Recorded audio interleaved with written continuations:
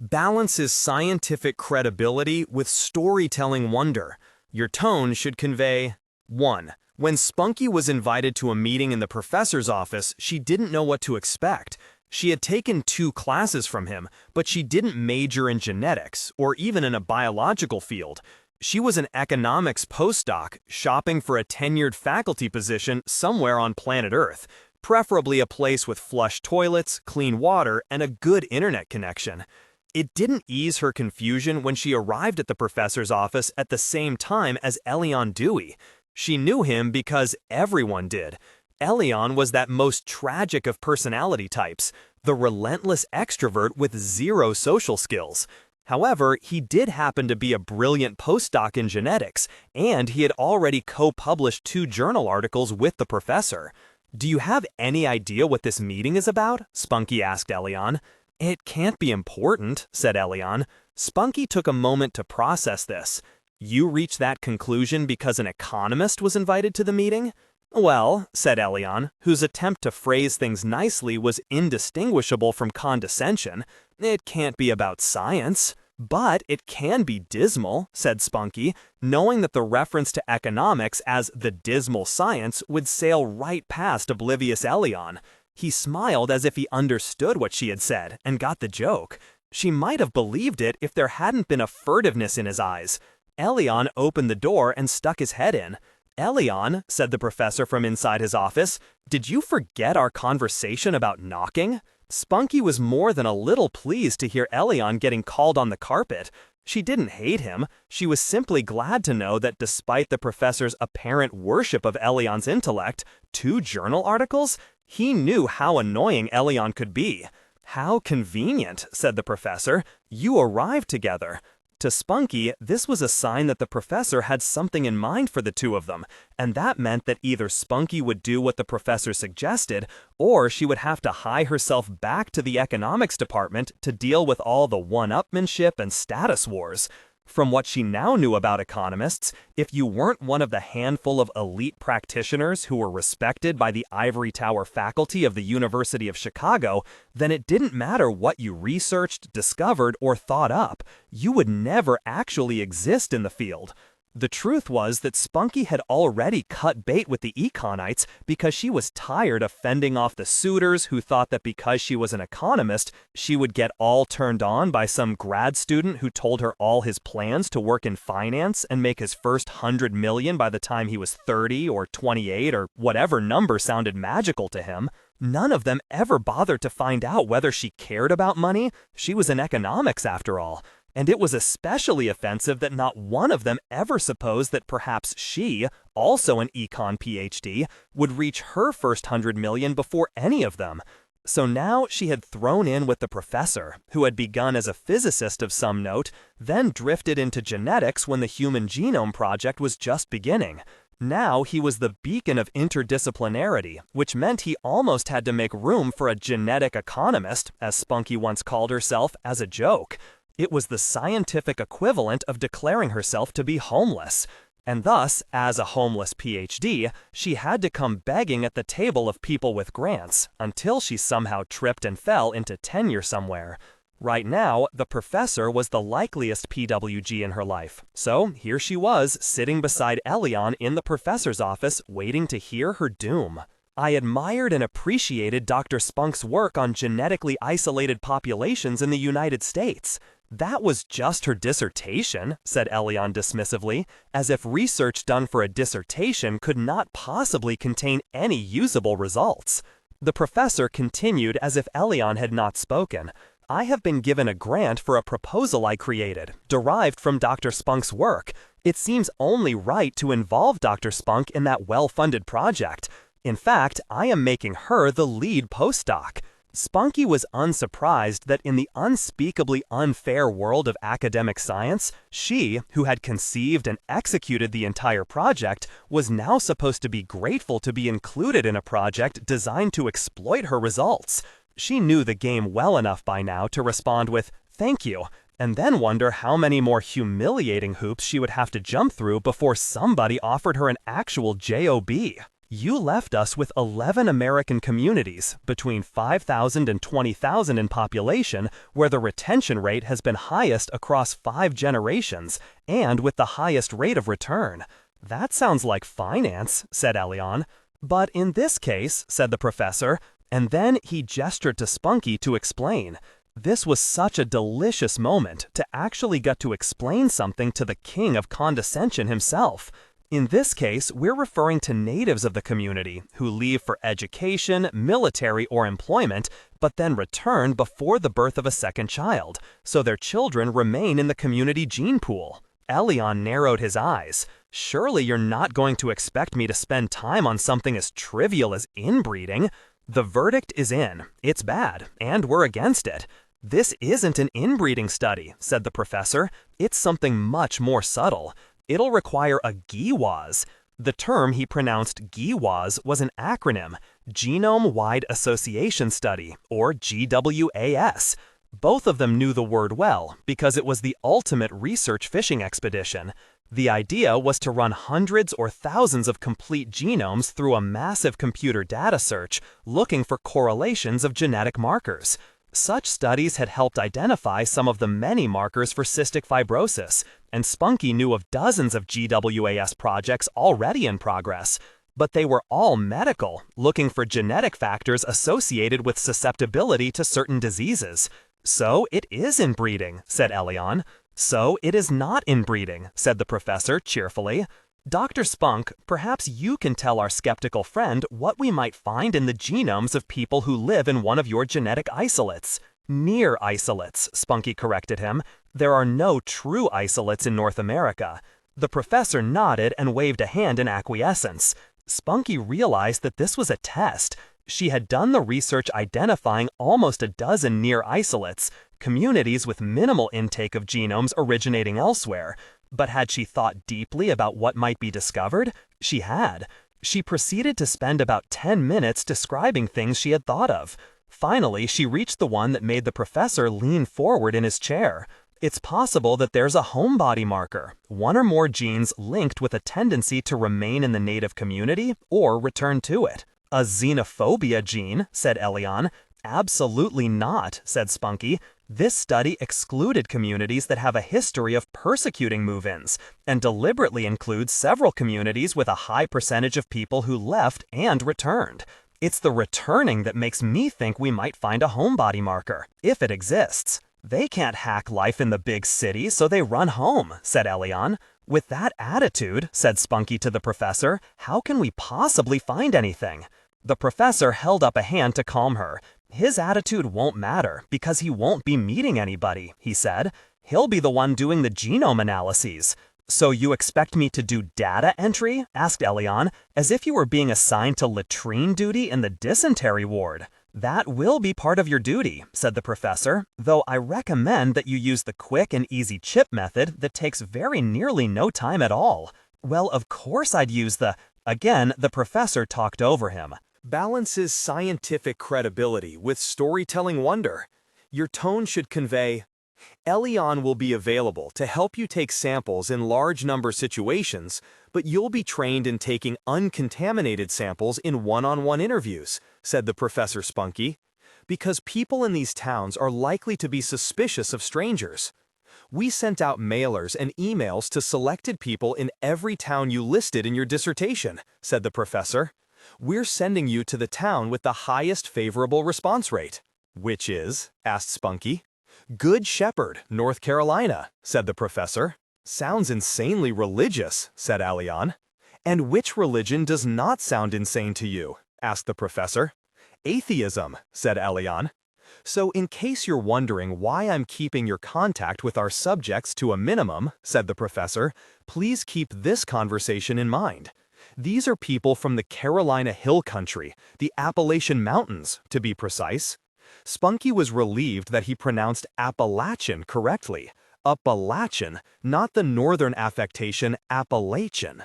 Please note the pronunciation, said the professor. Pronunciation of what? Asked Elyon. The professor looked at Spunky, and she gave him the eye roll he was clearly expecting. I've noticed that people tend to like and trust Dr. Spunk pretty near immediately, said the professor. People like me fine, said Elyon. I'm so happy that you found such people, said the professor, but I believe them to be rare as hen's teeth. How many weeks will I have to be there? Asked Elyon. That depends on how quickly Dr. Spunk establishes rapport with the community, because our goal is to get every genome into the database. 10,000 people? Said Elyon, incredulous. Where's our support staff? You are each other's support staff, said the professor. What's our real cutoff? Asked Elyon. What's the number where you say, good enough? 100%, said the professor. Elyon was doing all the objecting, but Spunky was just as skeptical. Don't underestimate Dr. Spunk's ability to establish good relationships with strangers, said the professor. All I ask of you, Dr. Dewey, is that you not muck it up. Elyon was outraged, of course, but Spunky wasn't inclined to intervene because she had exactly the same low expectations for Elyon as the professor.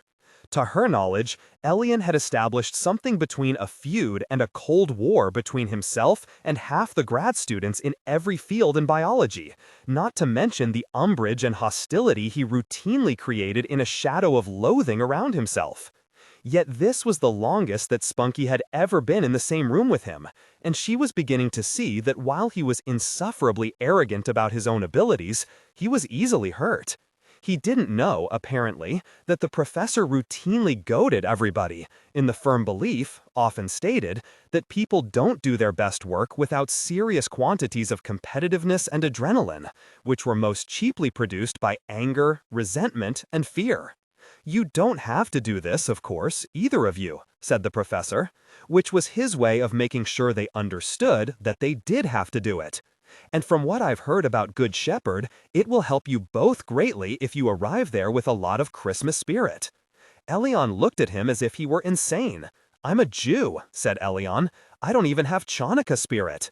Then stay out of Spunky's way, because she even decorates her car for Christmas. That was the end of the meeting, which the professor signaled by starting to type something into his computer while refusing to answer or even acknowledge any of their questions, or, in Elyon's case, objections. Spunky convened a second, smaller meeting in the corridor, about 20 paces from the professor's door. Let me make sure I understand the division of labor here, said Spunky.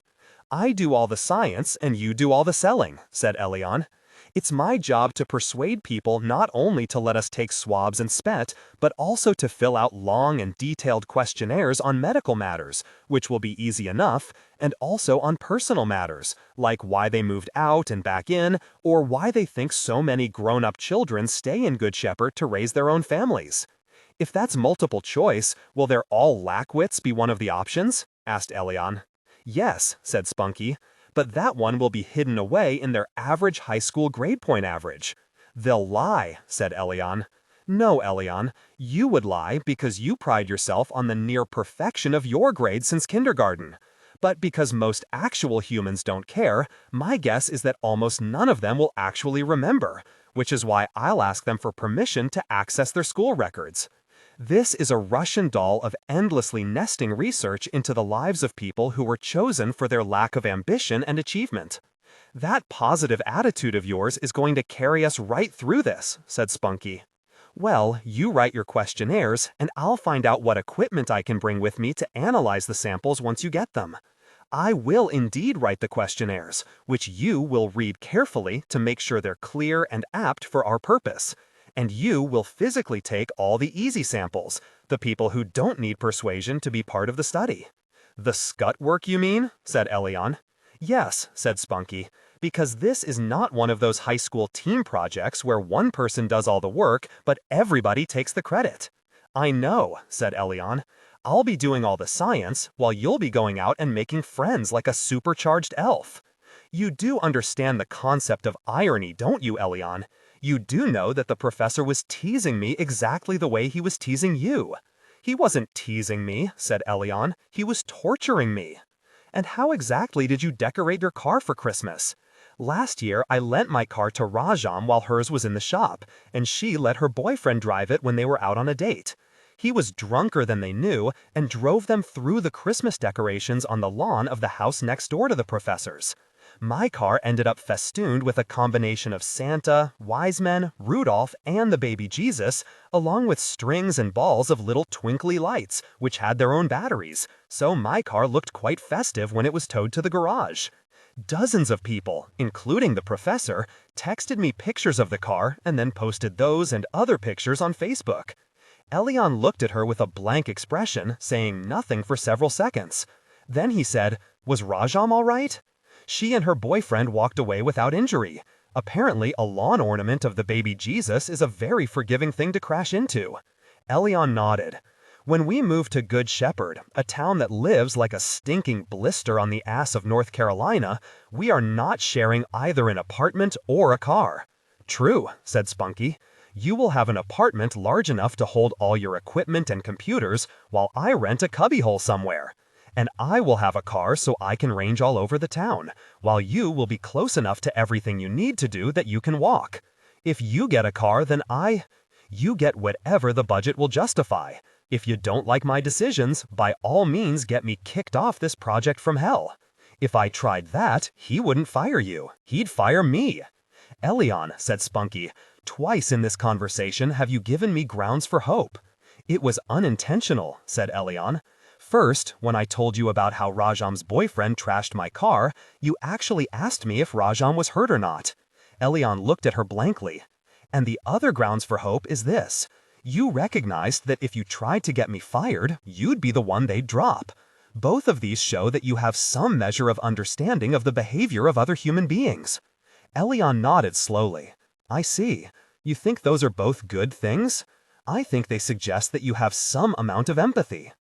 I have all the normal feelings, said Elyon. You just don't show them, said Spunky. Let me ask you something, said Elyon. Why does everyone call you Spunky? The professor calls me Dr. Spunk, said Spunky. The question stands, said Elyon. My last name is Spunk. It's a natural nickname, said Spunky. It's not natural to have it completely replace your first name. What is your first name? Is it so awful that you hide it from everyone? Yes, said Spunky. And that question, however rudely it was phrased, shows that you're capable of speculating about other people's motives.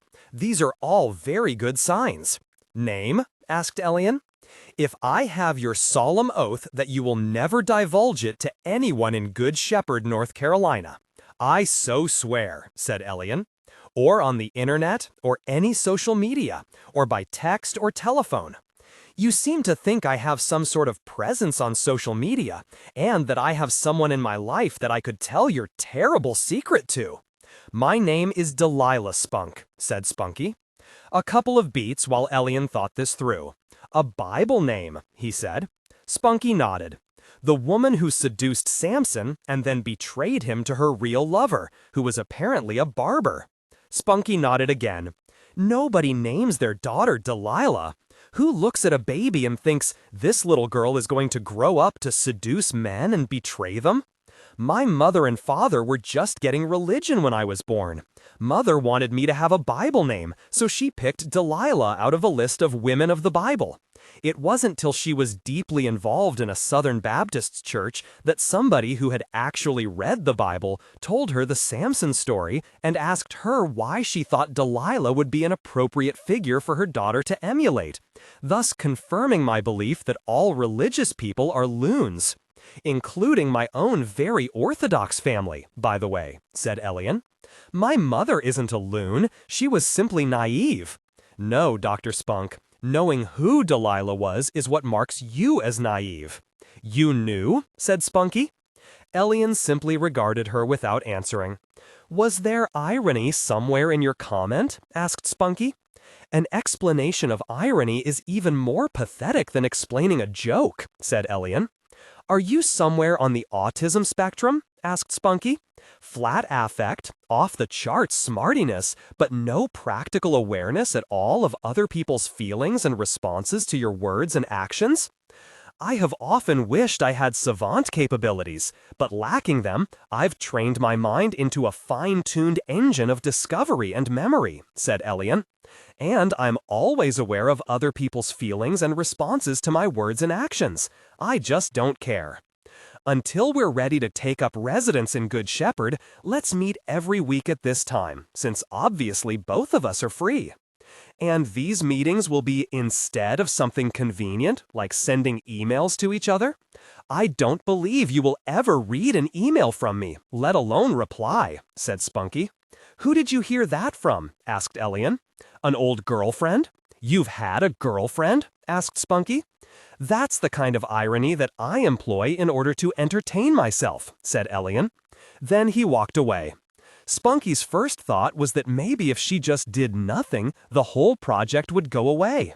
The professor would find some other team for this grant, and Spunky could move back home to Tempe and sun herself on her parents' front gravel while she thought of something she could do with her ambiguous doctorate that would allow her to support herself someday.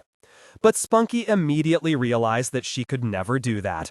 She would dig in, write the questionnaires, gather the material they'd need, supervise Elyon's equipment acquisitions, and handle the logistics of getting them both moved in to appropriate apartments in Good Shepherd. With any luck, this could all be done before the 1st of October, so that the actual data acquisition could be sorted before Christmas. If everybody was cooperative, it might even be finished before Christmas. Then she remembered her father's first law of adulthood. Everything takes longer. 2. Good Shepherd was not what Spunky expected. But when she tried to think of what she had expected, she couldn't figure it out. Had she expected Disney World's Main Street, or a depressed downtown of pawn shops, nail salons, thrift stores, and homeless shelters where department stores used to be? Since there was no Walmart anywhere near Good Shepherd, the downtown was still alive, with 2 grocery stores, a couple of one-off department stores, a florist, a bookshop, several salons and boutiques, a hobby store, and a discount store in a building that still bore the name of J.J. Newberry, a now-defunct Five and Dime, in faded signs painted on brick walls. It was a downtown where people of every income level could come and shop, with not a recognizable mall store anywhere. Even the eating establishments were local. A couple of diners, a soup and salad lunchery, and one sit-down restaurant with a clear intent to seem classy. No arches, crowns, or saucy red-headed girls. Every store seemed to have apartments above it. People lived downtown. So we're not doing genetics here, said Elyon. We're doing paleontology. For once, Spunky agreed with him. The town that zoning laws forgot, she said. It's like the churches are the tent pegs keeping the whole town from blowing away, said Elyon. Only then did Spunky notice the churches. She realized that to Elyon, it was bound to look like a large number. But Spunky grew up in a church-going town, and so the churches were, to her, like lawns. You only noticed them if they weren't well tended. There were the normal denominations for a southern town, and none of them looked particularly large. The only church buildings with any attempt to look imposing faced each other across the small town square, and neither one managed to look like anything special compared to the 2 banks, the courthouse, and the city hall. But the churches still won out because they both had steeples, one with a big clock and the other with a big bell. I wonder if the bell ringer sets his watch by the other church's clock, or if the clock winder set the clock by the bell ringer's idea of noon. They just look at their cell phones, said Elyon. I'm afraid our mobiles have been bricked in this place. Elyon pulled out his iPhone and swore. No bars at all. The bar's at the far ends of Main Street, said Spunky. You know what I meant, said Elyon. No reception. It'll be interesting to see whether we can get any kind of high-speed internet, said Spunky. It'll be even more interesting if we can discover that none of these people have human genes, so we can get back to civilization. This is civilization, said Spunky. Look at the sidewalks at 4 on an autumn afternoon. Wow, real pedestrians. Exactly, said Spunky. These people have actual working feet. They aren't just squishy driver worms inside cars. By now, Elyon had located the address of their rental agent, half a block off of Main Street. And it only took a moment for the agent to point out the building where both of their apartments and their office were located, directly across the same side street. How convenient, said Spunky. Because we'll be dropping in on our rental agent every morning to tell her how we're doing, said Elyon. Because we're half a block from Main Street, and a diner that serves breakfast. Aren't you the cheerful one, Pollyanna? Said Elyon. Spunky really couldn't let that one pass. Have you ever actually read Pollyanna? Elyon looked at her blankly. There's a book? What, you only saw the Haley Mills movie? Asked Spunky. Movie? It's just a word my parents used for anybody who was insanely cheerful no matter what happened. That's a fair definition, said Spunky. Don't ever see the movie. It's that awful? No, but it makes people with human hearts cry, and that might cause other people to realize you don't have one. I cry at sappy movies, said Elyon. That's why I don't go to them. Balances scientific credibility with storytelling wonder. Your tone should convey, it took them 40 minutes to unload the van that would be their only source of transportation for the duration of the study. Elyon got the big apartment so he could sleep in the smaller bedroom, run all his analytics out of the big bedroom, and use the furnished living room as a reception area for people coming in to fill out their questionnaires and have their samples taken. Spunky got a tiny studio apartment on the top floor, which was, fortunately, only 2 flights up from the street. It gave her a lovely view of the top floors and roofs of nearby buildings. Elyon was working on connecting all the electronics that were supposed to be connected when Spunky announced she was going out for a walk. Why? Asked Elyon. To see the town. We saw the whole thing driving in. We're going to live here for a few months. Why not get to know the place? And what will you do the second day? She ignored him then and walked to the central square. There was a bandstand there and a set of weathered bleachers. Apparently, this was where public events and ceremonies took place. The bandstand made her think of middle school, trying to get tuneful sounds out of her flute until she liberated herself by not registering for the orchestra or band when she entered high school. Did Mom and Dad still have that flute? It's not as if Spunky ever looked for it when she went home. The 2 big churches that faced each other across the square were both Episcopalian, which in the small town south meant they were the churches that the well-off people attended. But why 2? Then she got close enough to the second one to see that it was the First Episcopal Church of the Nativity. Wait, didn't the first one have that name? She walked back and peered again at the sign. First Episcopal Nativity Church, it said. Were they both branches of the same franchise? Somebody near her chuckled. Strangers always get a kick out of that. Spunky turned to face a bald man in a suit. Oh, is it funny? Not to us, said the man. I'm Eggy Loft, and so many people hate me that I'm serving my 8th term as alderman, which means I get their phone calls when there's a feral cat, or a particularly clever garbage can tipping raccoon, or a new pothole in a paved road. Isn't there a whole board of aldermen to take those calls? And a mayor and a town office? This is Good Shepherd, North Carolina, he said. We keep offering the position of mayor, but nobody runs for it. And if somebody ever ran for one of the other alderman seats, they know that I'd retire, so they don't do it. I see what you mean. They must keep you hopping. I take care of every problem they bring me within a year. A year? These are patient people. A year is usually quick enough. But those churches, they are not a joke. When the Episcopalians split in 2, it's like it turned Main Street into a deep canyon. Nobody has crossed over from one church to the other in how many years now?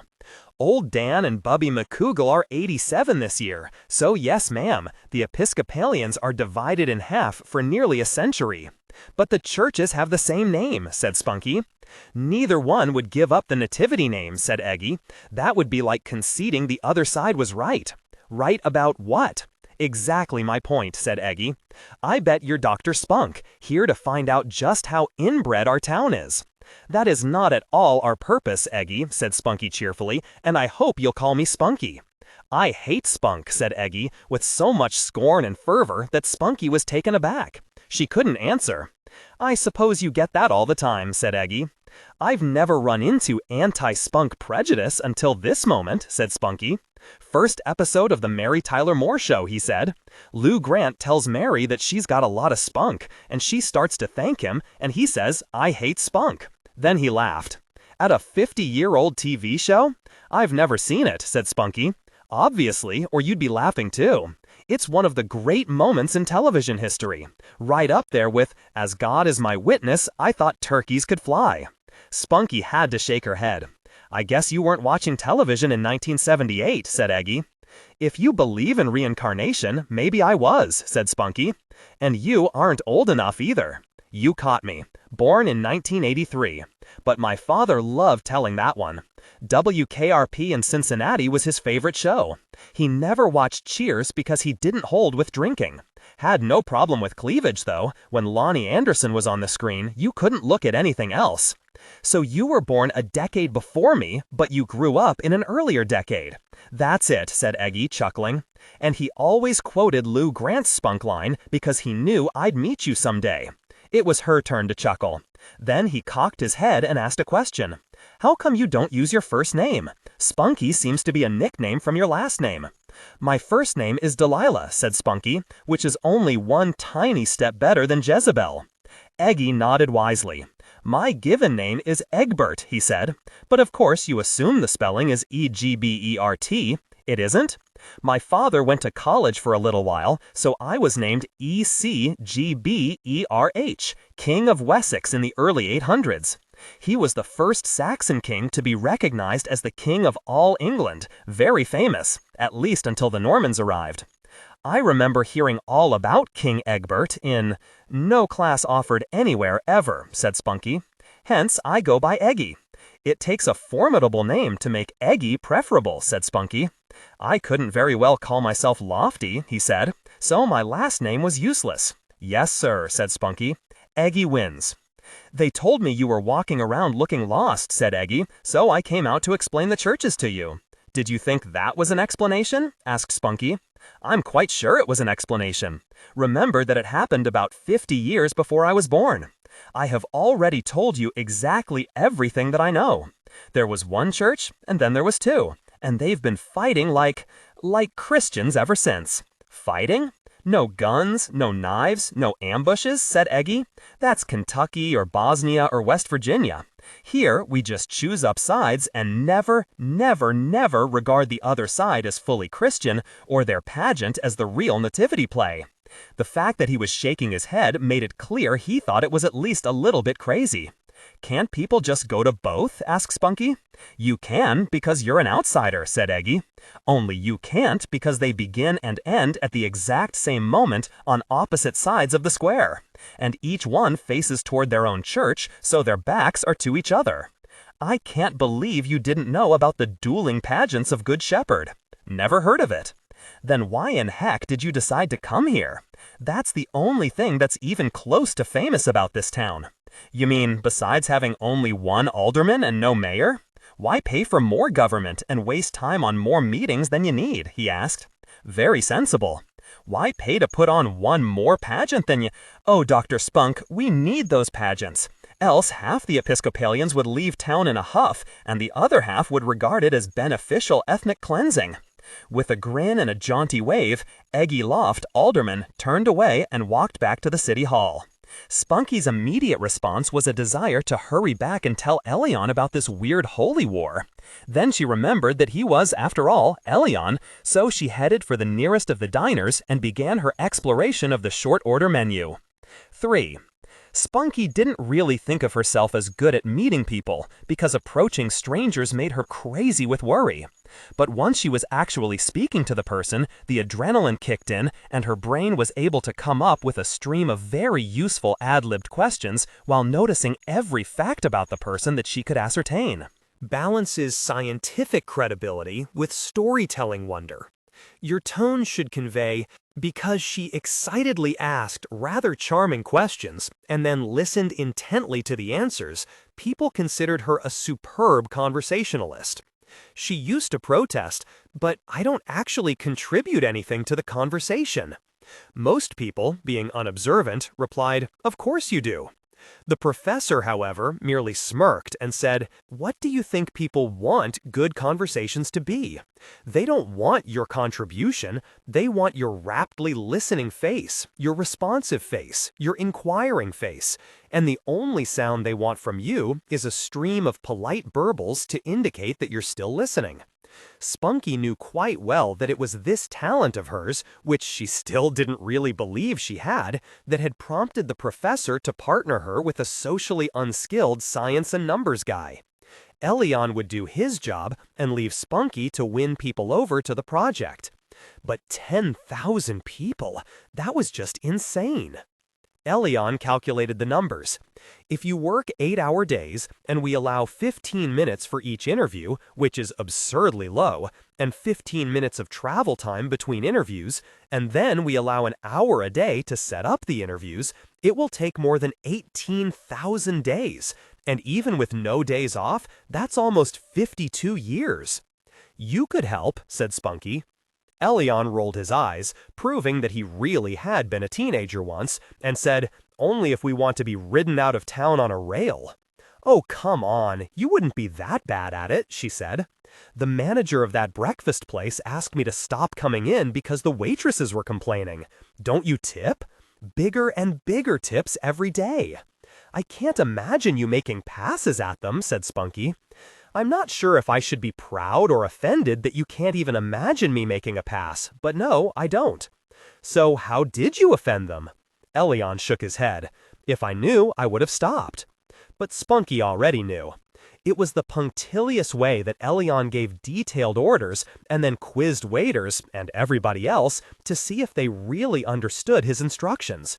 When she called him on it once, "Why do you test them like this?" was an introductory course in serving food to Elyon.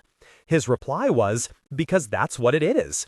When pressed, he explained that he doesn't like disappointment. When she emailed the professor with a complaint about the sheer numbers of interviews, he fired back a snippy answer. "Didn't you take statistics? Hand out the questionnaires. Follow up with interviews of a randomly selected subset of questionnaire responders and non-responders. With a little thought, we can cut at least 10% out of that 50-year estimate." He was being funny. She had to cut 98% out of it because the grant wasn't infinite. But when she discussed his email with Elyon, it took the lad only 2 hours to randomize all the selections for them, while still making them statistically representative. "We'll have the complete genome from all of them," Elyon said, "and that's what really matters." Spunky might have retorted that she was so happy to find out that her work was completely trivial, while his was what really matters. Instead, she realized that if Elyon, believing his work was far more important than hers, he'd stay out of her way. There would be no profit in correcting him. At first, her activities consisted of visiting all the open businesses in town to persuade them to put up posters and stacks of flyers, announcing the Good Shepherd Genome Project. It's free, it's quick, there are no needles. It will help if you fill out a questionnaire. Your information will be identified by a randomly assigned number, and no one will ever know whose genome is whose.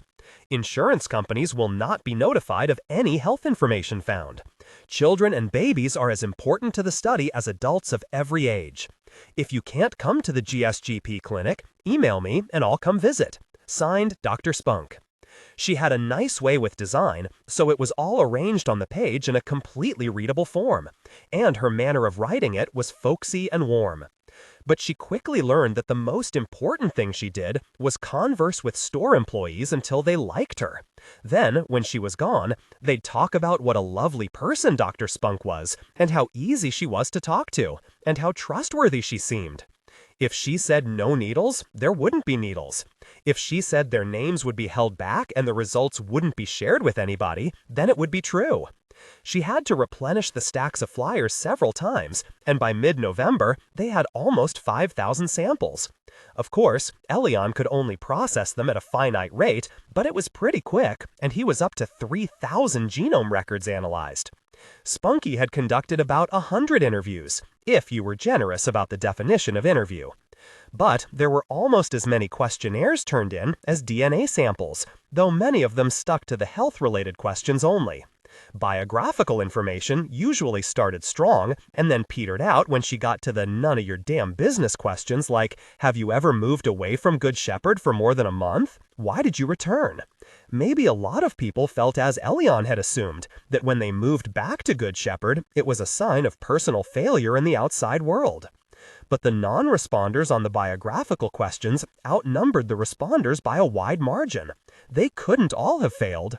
There was one thing about Southerners that could be so maddening to Spunky.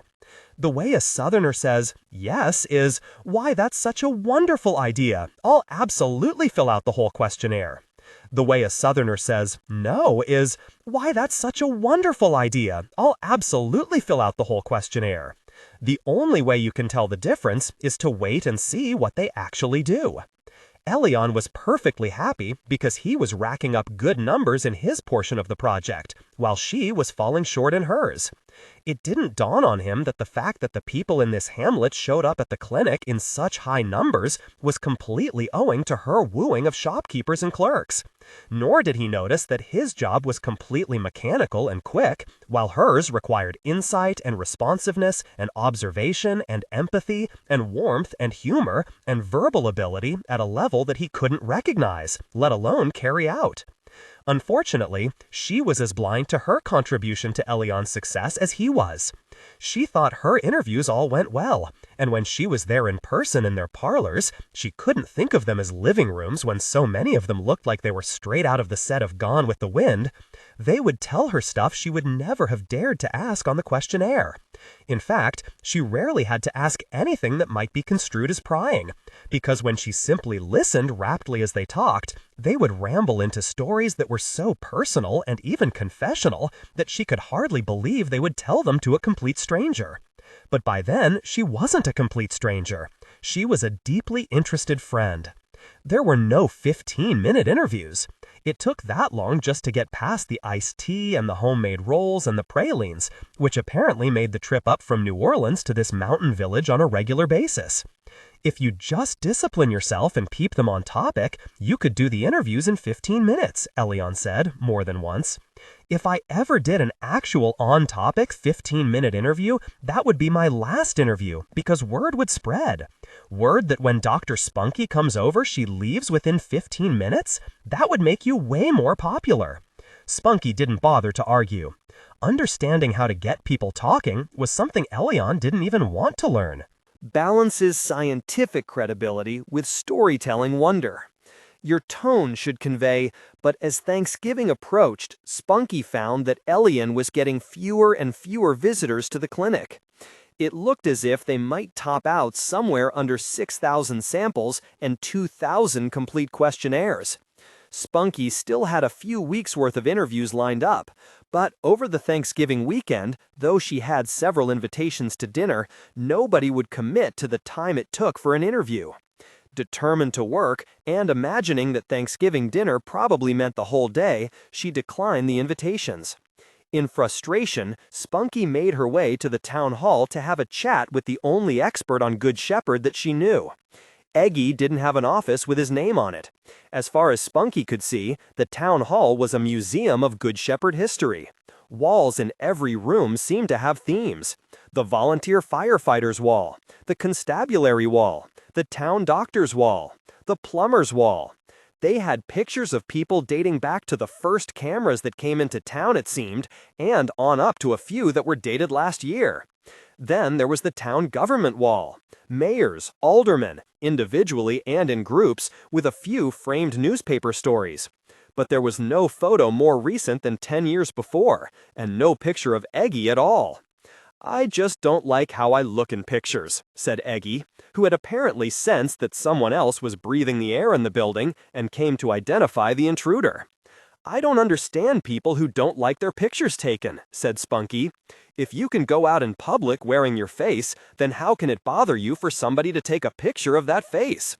"I don't mind having my picture taken," said Eggy, "but nobody ever feels the need to take it. Not even when you're, making a speech, welcome to the 4th of July picnic, whatever. Nobody waits for a speech before they start. Every family shows up to the town picnic and starts eating the food they brought as soon as it's laid out and they said grace over it." "So the actors come to the nativity pageants and just say their lines as soon as they arrive?" asked Spunky. Eggy laughed. "Oh no, those have a starting time. But it isn't me who sets them off. No starter's pistol. They wait for the 4 p.m. bell from the Church of Lespersum, though the people from Nativity Church pretend they're looking at their clock tower, and then they just start. Simultaneously, said Spunky, shaking her head. How else could we get maximum chaos and unchristian competition? Eggy, said Spunky, I'm running out of interviews, and it looks like half the town is sitting out the DNA sampling. You mean you got half of them to give samples? Eggy looked impressed. More than half, said Spunky, but I think I'm also running out of talkative people. Not possible, said Eggy. Let's just say they're as talkative as they are lonely and unbusy, said Spunky, and I don't stand much chance of interviewing any of the busy ones. Like human beings everywhere, said Eggy. I thought if you maybe asked people to give us samples. Weren't you paying attention when we met? The people in this town hate me. I know, they keep electing you alderman. It's really funny, but it's obviously not true. It is true, he said. If I walk up to their front door, the curtains close and nobody hears the doorbell or my knocking or my shouting. And when I walk around the house, I can hear them run to the back door to close and lock it too. Pardon my candor, Eggy, but is it perhaps a personal hygiene problem? He gave her a wan smile. Are you trying to tell me something? No, just a lame joke. They avoid me because they're afraid I'm going to ask them to help solve a problem. Are you? Why do you think it takes me a year to solve even the easy problems? The only way to solve a problem is either to raise money for it or get somebody to volunteer to help me work on it. Nobody has much money, and when it comes to labor, they hide from me so well that I've become kind of an expert on pothole filling and pruning trees that are blocking the right of way. They don't deserve to have a conscientious public servant such as yourself, said Spunky, if they won't even help you. Oh, they eventually do, some of them. But the ones I can count on, well, I can't go to them too often or they'll stop being home when I come over. I have to space it out. Well, for Pete's sake, Eggy, I know how to work, and with nobody talking to me most of the time, I have time to help. Let's fill some potholes. Ouch, said Eggy. That takes hot asphalt. I can only do it when our piece of highway tax money comes in, sometime in March.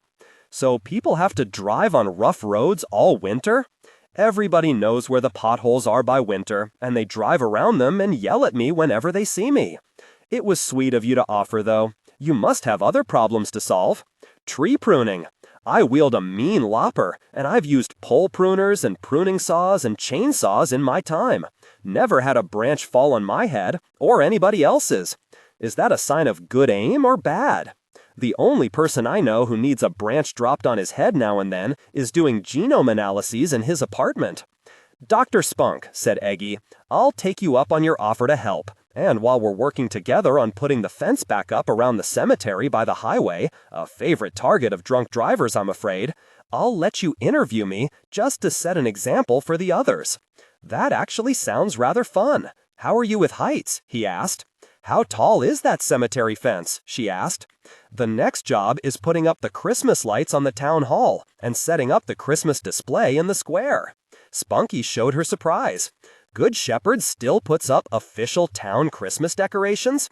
Eggy laughed heartily. Oh, darling, this is Carolina mountain country. If we want a Christian holiday display, we'll have one. And if somebody sues to stop it on constitutional grounds, lightning may well strike their house when they're away and burn it to the ground. Spunky couldn't hide her suspicion. Actual lightning, as in an act of God, or lightning that comes in a can of gasoline?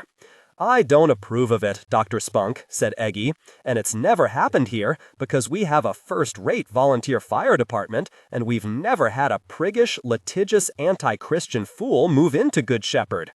I think the name of the town puts off unbelievers when they're deciding where to live. But you're saying that fires of that sort do happen among the mountain people? Empty houses only. Better than drive-by shootings, don't you think? Am I in danger? I'm kind of a true believer in science myself. You don't own the building where you're living, and you're planning to leave, and you haven't sued anybody over public displays of Christmas. And I never would, because I love Christmas. The more lights, the better. Though I have no patience with manufactured nonsense like Rudolph or Frosty. I'll sue if the town puts up those. You don't scare me, Dr. Spunk. If you're not a resident of the county, then you have no standing to sue. Some lawyer told folks about that rule around the turn of the last century, and ever since then, irritated neighbors here and there have turned some litigious soul into a non-resident. I think it's a pernicious practice, and it's certainly illegal, but I don't know if anybody's ever been arrested for it, and no jury would ever convict anybody for a lightning strike burning down a house. Spunky shook her head. So there's violence lurking under the surface. Eggy shrugged. Unlike those non-violent drive-by shootings we hear about in big cities, she shrugged back at him. But if there's a mountain country arson gene, said Eggy, I bet you'll find it. 4. It turned out conversation was impossible when Eggy was at the top of the ladder, attaching strings of lights under the eaves of the 2-story town hall, while Spunky held it steady at the bottom. Spending the whole day looking at the seat of Eggy's trousers was only interesting until she ascertained that he still had a young man's waist and backside, no matter how bald he looked. Why had she thought he was middle-aged when she first met him? If he didn't shave his head, he'd still have quite a lot of hair, even on top. And the only reason he looked heavy was that his suit didn't fit well. "Did you used to be heavier?" she asked him once, as they shifted the ladder to another place on the wall. He looked at her oddly. "The suit you usually wear," she said. "It's too big for you." "Oh, that," he said. "My dad's old suit. He hardly ever wore it, because after Mom died, he didn't go to church, and in his will, he left the suit to me and demanded to be buried as he lived, in jeans." "And you did what he asked?" "The suit was about all he owned," said Eggy. "That and the house, which I live in." "If alderman is an unpaid position, and your father didn't leave you his fortune, how do you live?" asked Spunky. "From the kindness of strangers," said Eggy. "I did see Streetcar Named Desire," said Spunky.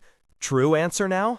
"I went off to Wall Street and made a killing on leveraged buyouts," he said. "Then I came home to take care of Dad as he was fading, and after he was gone, I couldn't think of any reason to leave." "So you made enough during a few years on Wall Street that you—" "It doesn't take much to live well in Good Shepherd," said Eggy, "especially if you own your house free and clear. You don't drive." "Didn't need to in Manhattan," said Eggy, "and I don't need to here. I can drive a tractor, but I can't parallel park it with the baler attached." He pointed in a direction that clearly didn't matter, and added, "I live 3 doors down that side street. The house is way too big for me, but I keep most of it closed up, and I only heat the rooms I use." "You still remember how to drive, though." "Haven't checked in a long time."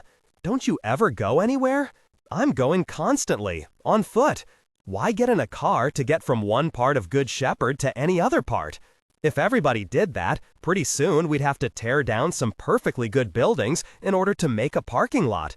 And then we'd have to walk just as far to get to the car as we would to walk on home." Spunky laughed at that, and he grinned. "These lights won't hang themselves," he said. But that was a pretty painless interview. Only when he was halfway up the ladder in its new position did she realize that yes, he had told her quite a few answers to her key questions, so she could write them up like an interview. But the truth was that it was just a conversation, in which she had done a lot of talking and even teased him a little. Was he telling the truth, though? She could believe his workday suit belonged to a slightly heavier man, but was his father really buried in his jeans? It sounded like a good yarn, the kind that a politician who secretly wants to be re-elected would tell to gullible constituents. Except that if it wasn't true, there'd be at least 50 people in town to contradict the tale. So it kind of had to be true. 8 terms as alderman, but only about 34 years old, if her arithmetic was correct. If alderman only served a year at a time, that still meant he came back to Good Shepherd at the age of about 26.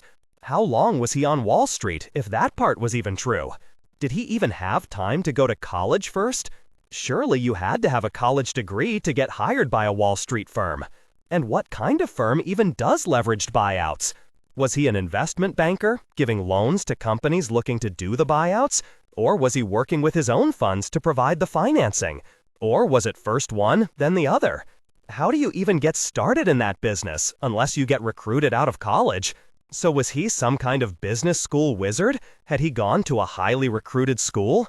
Or did he make a killing on Wall Street by earning enough money to come home and live in a paid-for house for a few years?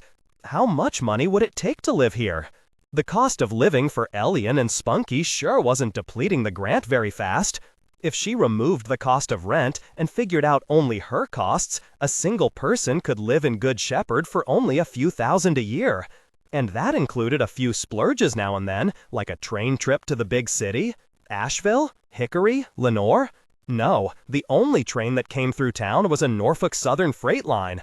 What, did he have to hobo it to Charlotte or Asheville? No, it must be the bus that got him out of Good Shepherd, if he ever had the urge to go. Or maybe if he really made a killing on Wall Street, he'd hire a private plane to take him from the little airstrip just south of town, the one the crop dusters used. As one of her elderly interviewees had explained to her, the airstrip didn't have many planes because the local marijuana growers had to trust you not to see their fields and tell on them. But doesn't everybody know who grows marijuana? She asked old Ms. Gaywood. Well, of course we do, but we aren't stupid enough to go out and find their fields. Why? Are they booby-trapped? Asked Spunky. Ms. Gaywood looked outraged. These are responsible citizens making a few extra dollars to eke out a living. Setting booby traps that might kill a child just hiking or chasing a butterfly? That would show a severe lack of civic spirit. Spunky didn't bother pointing out that their weed might end up hurting children anyway, and her mild response encouraged Ms. Gaywood to keep talking, telling stories about how her own daddy gave up being a school teacher in Atlanta because his daddy offered him a lot more money to come and work the still. She'd have to put down hooch and weed as more reasons why people came home to Good Shepherd. Spunky even asked Ms. Gaywood about the town's nativity pageant situation. Situation, said Ms. Gaywood. Doesn't every town have an 87-year feud between the two leading churches? I won't believe you're old enough to know anything about it firsthand, said Spunky. But what do you think caused that rift in the first place? Not my place to speculate on that, Dr. Spunk. Spunky rolled her eyes like a 13-year-old. If you know exactly how old the feud is, you must know what happened that set things off. Well, Dr. Spunk, I'm not telling a secret to mention that it was about the two babies born on the 7th of December in the year of our Lord 1930. They just didn't get along? Asked Spunky. I don't believe they met until years later, said Ms. Gaywood. So it wasn't them as caused it in person.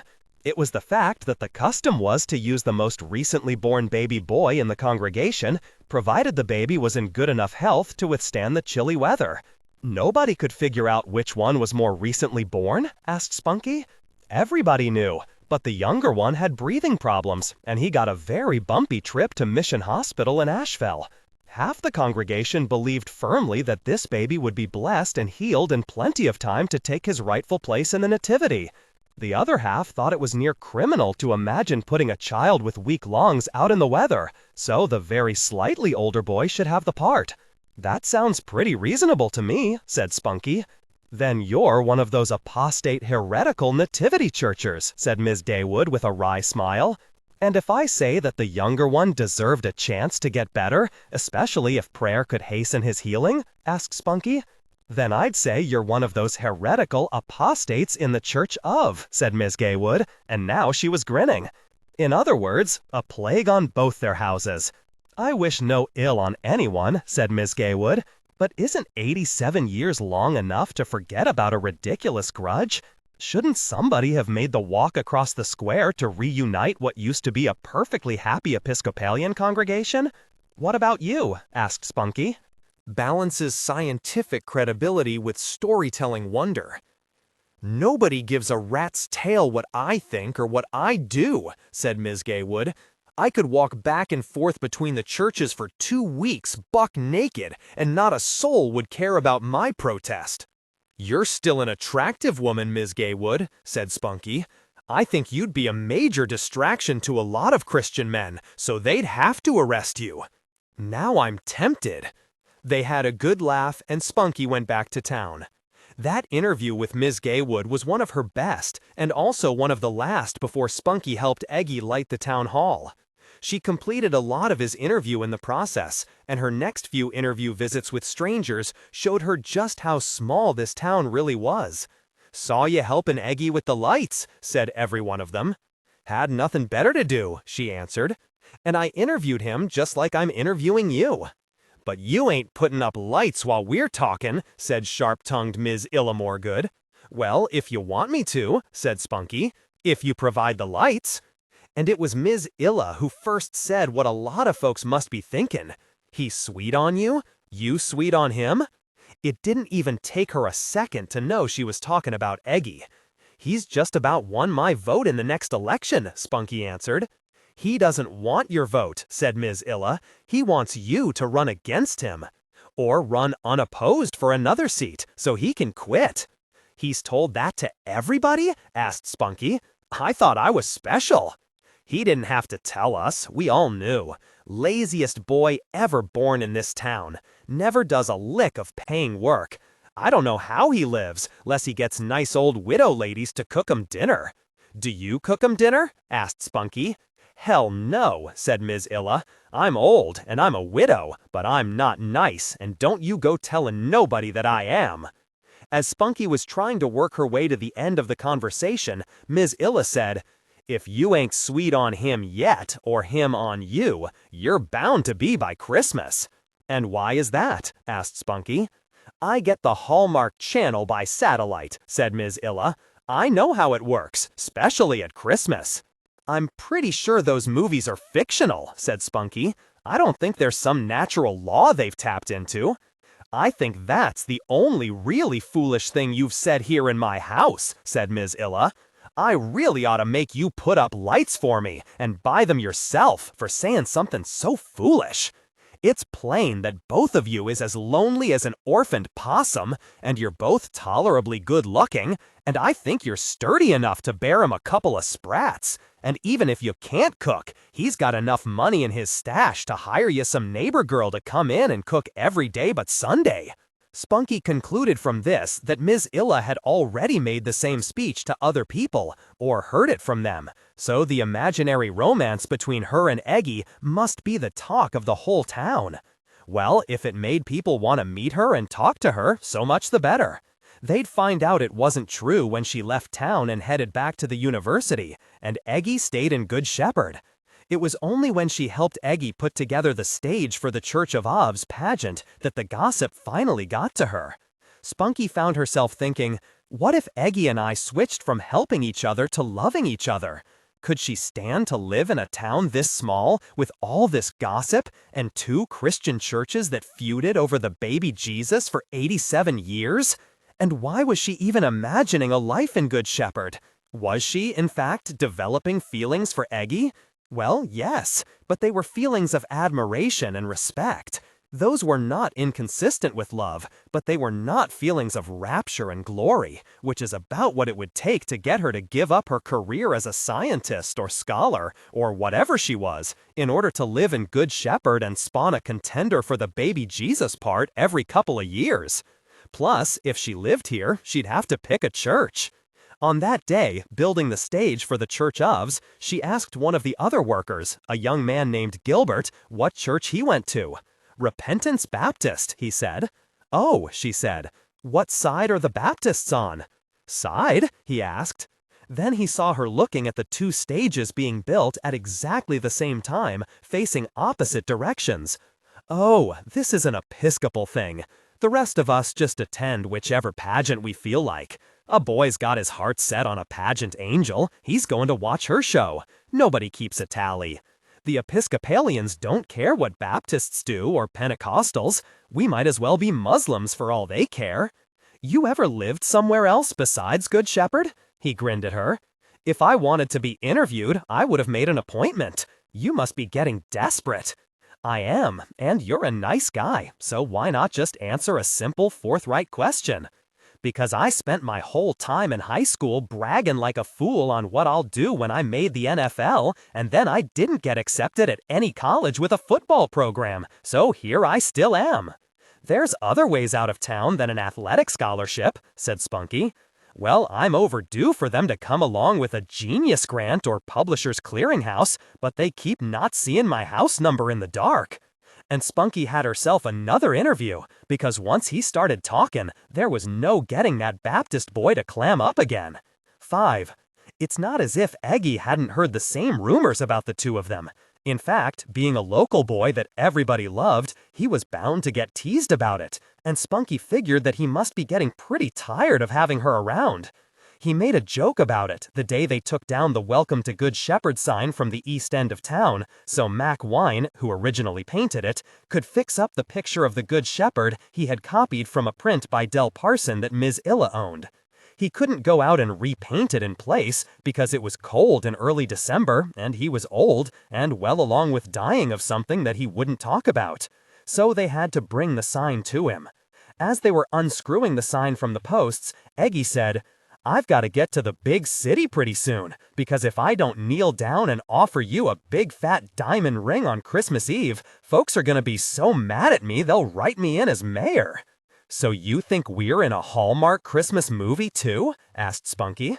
"Well, you're a smart, solitary, educated woman going about her business, partnered with a complete geek who doesn't know she's female, and I'm a lonely, good-looking, hairless but not bald bachelor with all kinds of leisure and a mortgage-free house. And we're thrown together constantly because you keep taking yes please for an answer whenever you volunteer to help on something. We know how such situations have to end up for the good order of the universe to be maintained. Isn't it enough that we take care of moving this sign?" asked Spunky. "Do we have to take on the good order of the universe, too?" "Somebody's got to," said Eggy. "Not me," said Spunky. "I'm not an alderman." "But you're falling in love with our crazy little town, aren't you?" asked Eggy. "I am," said Spunky, "if they'll just offer me a job at the local university." Which was the same as saying, "No way will this ever be my home." Eggy sighed. "I guess I'll never get a woman to make a baby for me," he said.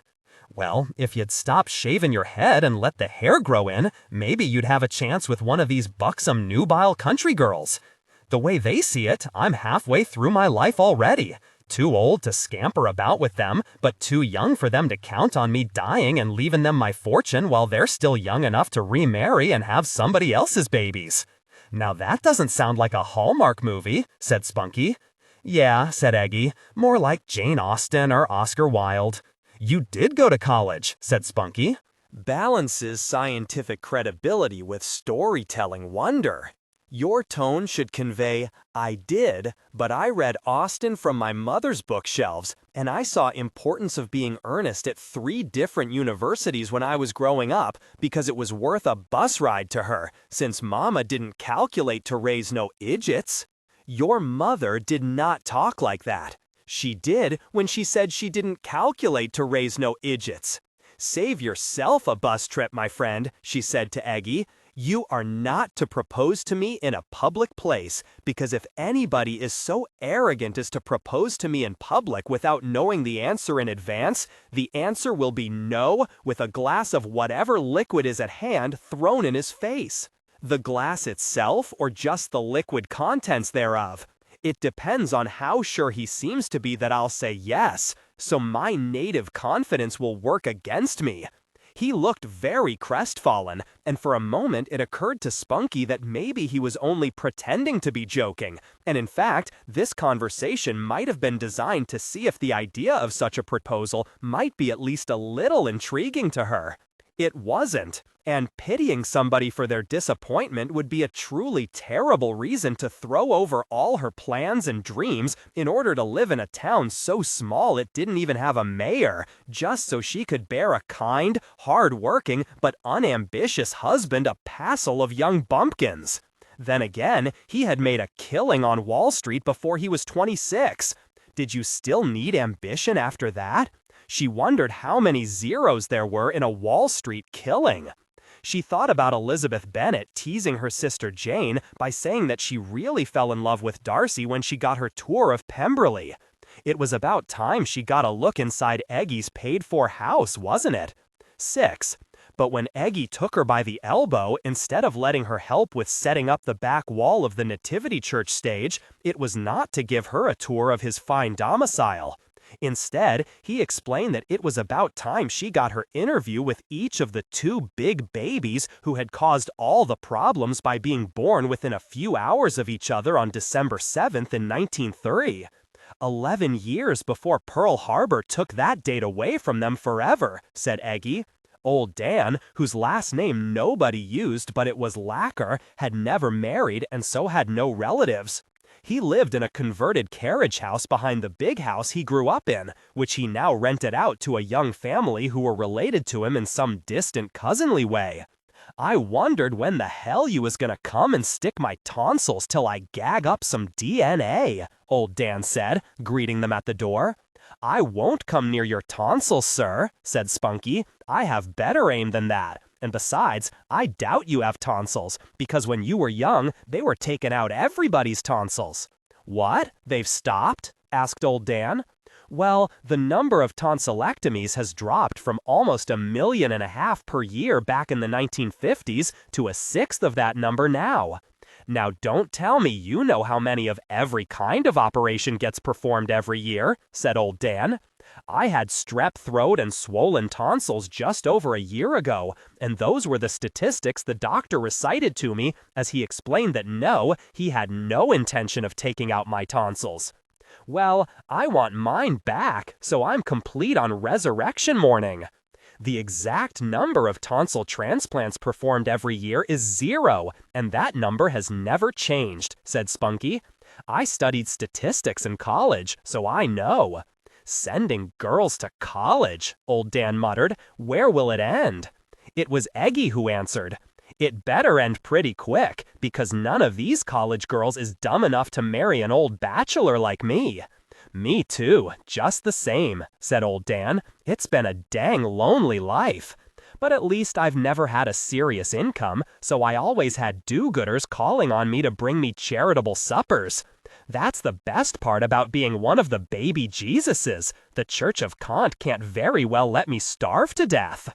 So that was the pageant you were in? Asked Spunky. So I'm told, said Old Dan, but then he looked puzzled. Except McCougal and I looked so much alike they couldn't even tell our baby pictures apart. For all I know, in the fracas we got switched back and forth so many times that not a soul knows which is which. How did you feel about growing up as a baby Jesus? Asked Eggy. Spunky shot him a look, and he shrugged. Apparently it was a joint interview. Old Dan didn't care whose question he was answering. At first, I didn't mind all the attention, but when I got to school, that's when it got nasty. There were boys from Nativity Church that couldn't rest till my clothes were covered with mud, and that took some doing on dry days, I'll tell you. Turned violent? Asked Spunky. Among the children, said Old Dan. All the grown-ups were good Christians and pretended to care equally for everybody, even as they tore the town apart with their feuding. That's why I'm not sure whether it was really me in the pageant of the Church of. The Church of has the bell, right? Asked Spunky. The bell from hell, said Old Dan. Rings so loud you can't hear a word spoken inside either church, so I don't know as it makes much of a difference which steeple has it.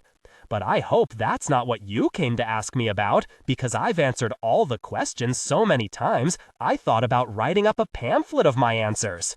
Only printing up pamphlets takes money, and my handwriting is illegible, so the printer can't set the type. It sounded like he meant that to be funny, and so Spunky laughed. He either misunderstood or pretended to.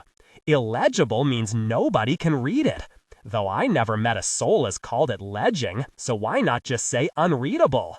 For an illiterate old coot, said Eggy, you sure spend a lot of time talking about words. They're the only things I've got to entertain myself with. I talk to myself like a crazy person. I answer myself, too. I'd think I was crazy if I hadn't seen that alderman fellow doing the same thing. You have not, said Eggy. We call him Eggy because he shaves his head, Old Dan confided to Spunky. And because my name is Egbert, said Eggy. I've seen your name written down, and it's not a name, said Old Dan. It's an explosion in the alphabet soup factory. Old Dan was full of information about a lot of people who were dead, and therefore couldn't have their DNA sampled. But family history was part of this study, and in Good Shepherd there was a lot of knowledge about ancestors, and ancient feuds, and which family originally homesteaded this or that plot of ground. Information that could help them chart the passage and prevalence of various genes. She had already got so much information that during her downtime, Spunky was charting the town's genealogy. She could never aspire to the completeness of Iceland's genealogical database, but she was working with less than a tenth of Iceland's numbers, so she could at least try to approach completeness. "I'm doing that scientifically," Elyon said when he saw her charts. "You're doing nothing of the kind," said Spunky. "You're doing statistics about long chemicals, and I'm dealing with the lore of the local culture. You, genes. Me, memes." "Memes," said Elyon, "are a fancy name for epigrams and cat pictures." "You tell yourself that, Elyon," said Spunky. "All that lore of the local culture is probably fiction anyway. I mean, it's already lore that you and that bald coot are a thing, and after we leave here, I bet you become the legendary Indian princess who came to Good Shepherd and got old Egbert pregnant, and then threw yourself down a well because he wouldn't admit you were the mother." That was the first time Spunky was actually sure that Elyon was trying to be funny, and since he actually succeeded at it, she laughed out loud. But then she thought of something. "How are you hearing the local gossip?" Elyon just shook his head. "I'm not without resources," he said. "When the diner stopped serving me, I asked around and hired a girl who comes in and cooks for me." Cleans a little, too. "Oh," said Spunky, "and here I thought you were tidy." "I am tidy," said Elyon, though not quite at OCD levels. "I didn't say she had to work hard. I didn't say she cleaned a lot. So she feeds you and then goes home and fixes dinner for her 7 children?" "Josette doesn't have any children," said Elyon scornfully. "She stays and eats with me, and that's when I find out what people in town are talking about." "So you interview her?" said Spunky. "I know so much more about her than I want to know that sometimes I feel like screaming." "So you yell at her?" "Never," said Elyon. "She's a good cook, she's always cheerful, she can read the recipes I got my mother to email to me, and I'd never do anything to hurt her feelings or I'd probably starve to death."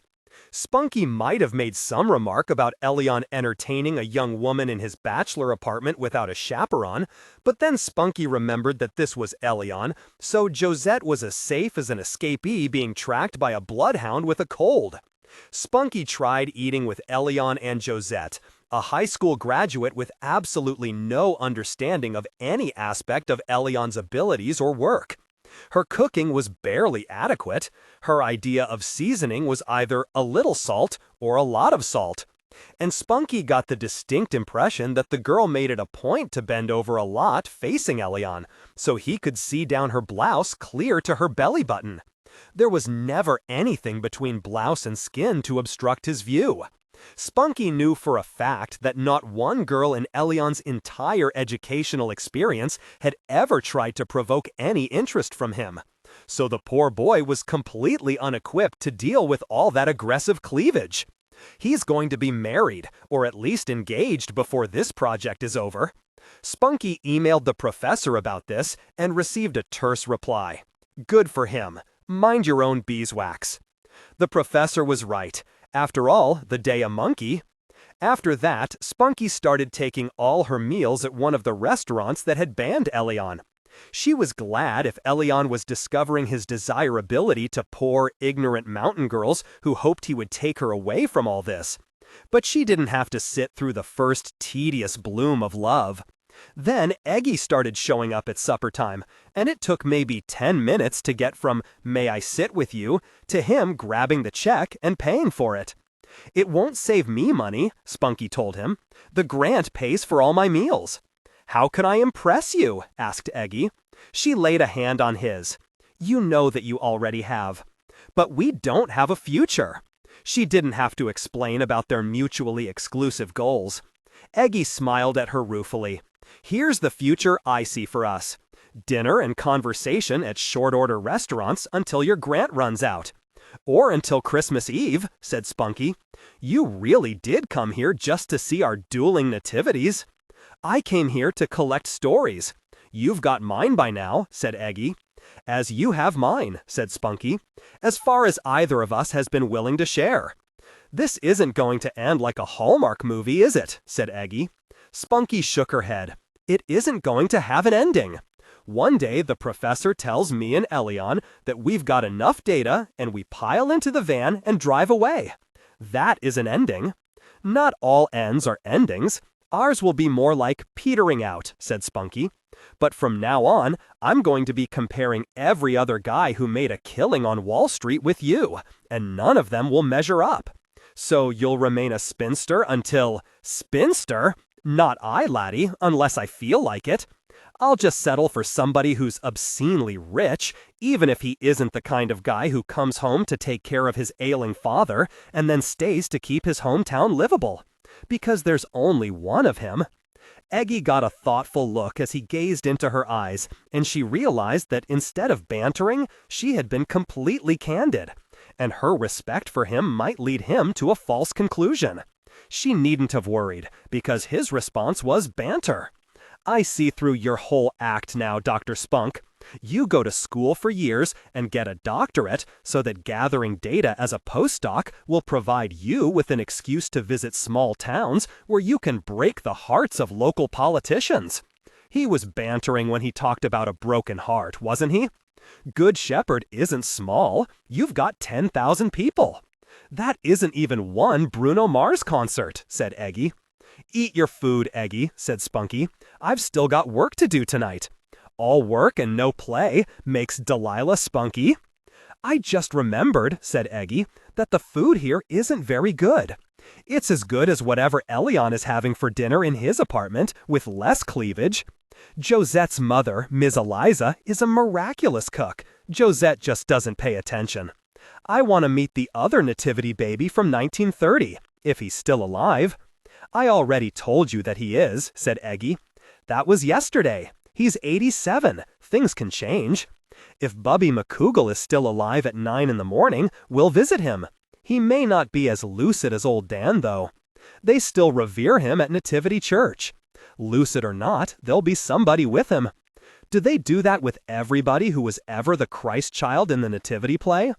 Only the ones who started a war of icy civility, said Eggy. Bubby McCougal wasn't alert at all. A middle-aged woman, nicely dressed, sat nearby on the porch of the old folks' home, reading something on her Kindle. So Amazon's reach extended even to Good Shepherd, though Spunky imagined the local UPS drivers making deliveries on buckboards. Eggy asked the woman how Bubby was doing today. She just shook her head and went back to her Kindle. Spunky sat beside him and tried to explain about the cheek swab she needed, but Bubby showed no sign of consciousness except that his eyes were open. Unfocused, but open. I don't hear him arguing against taking a cheek swab, said Eggy softly. I can't force somebody to. This isn't a criminal case you're building. It's just easier to get DNA from a cheek swab than from a beer glass. The glass clearly contained tomato juice, said Spunky. Maybe he was drinking blood. Then Eggy reached over and pulled Bubby's mouth open, holding the cheek wide. Bubby gave no reaction and made no movement to shy away or bat Eggy's fingers from his mouth. That looks like consent to me, said Eggy. It's not as if this would invalidate his DNA, thought Spunky. She darted a swab into his mouth, then sank it into the solution and sealed it. She labeled it with Bubby's subject number, and that was that. If the middle-aged Kindle reader noticed what they did, she wasn't objecting. I feel like a burglar, said Spunky, as she and Eggy walked out of the grounds of the old folks' home.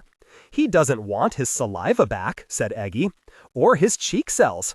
It's not as if we left a hole in his face, said Spunky. We both rationalize our ethical violations so well, said Eggy, that we really need to go into business together.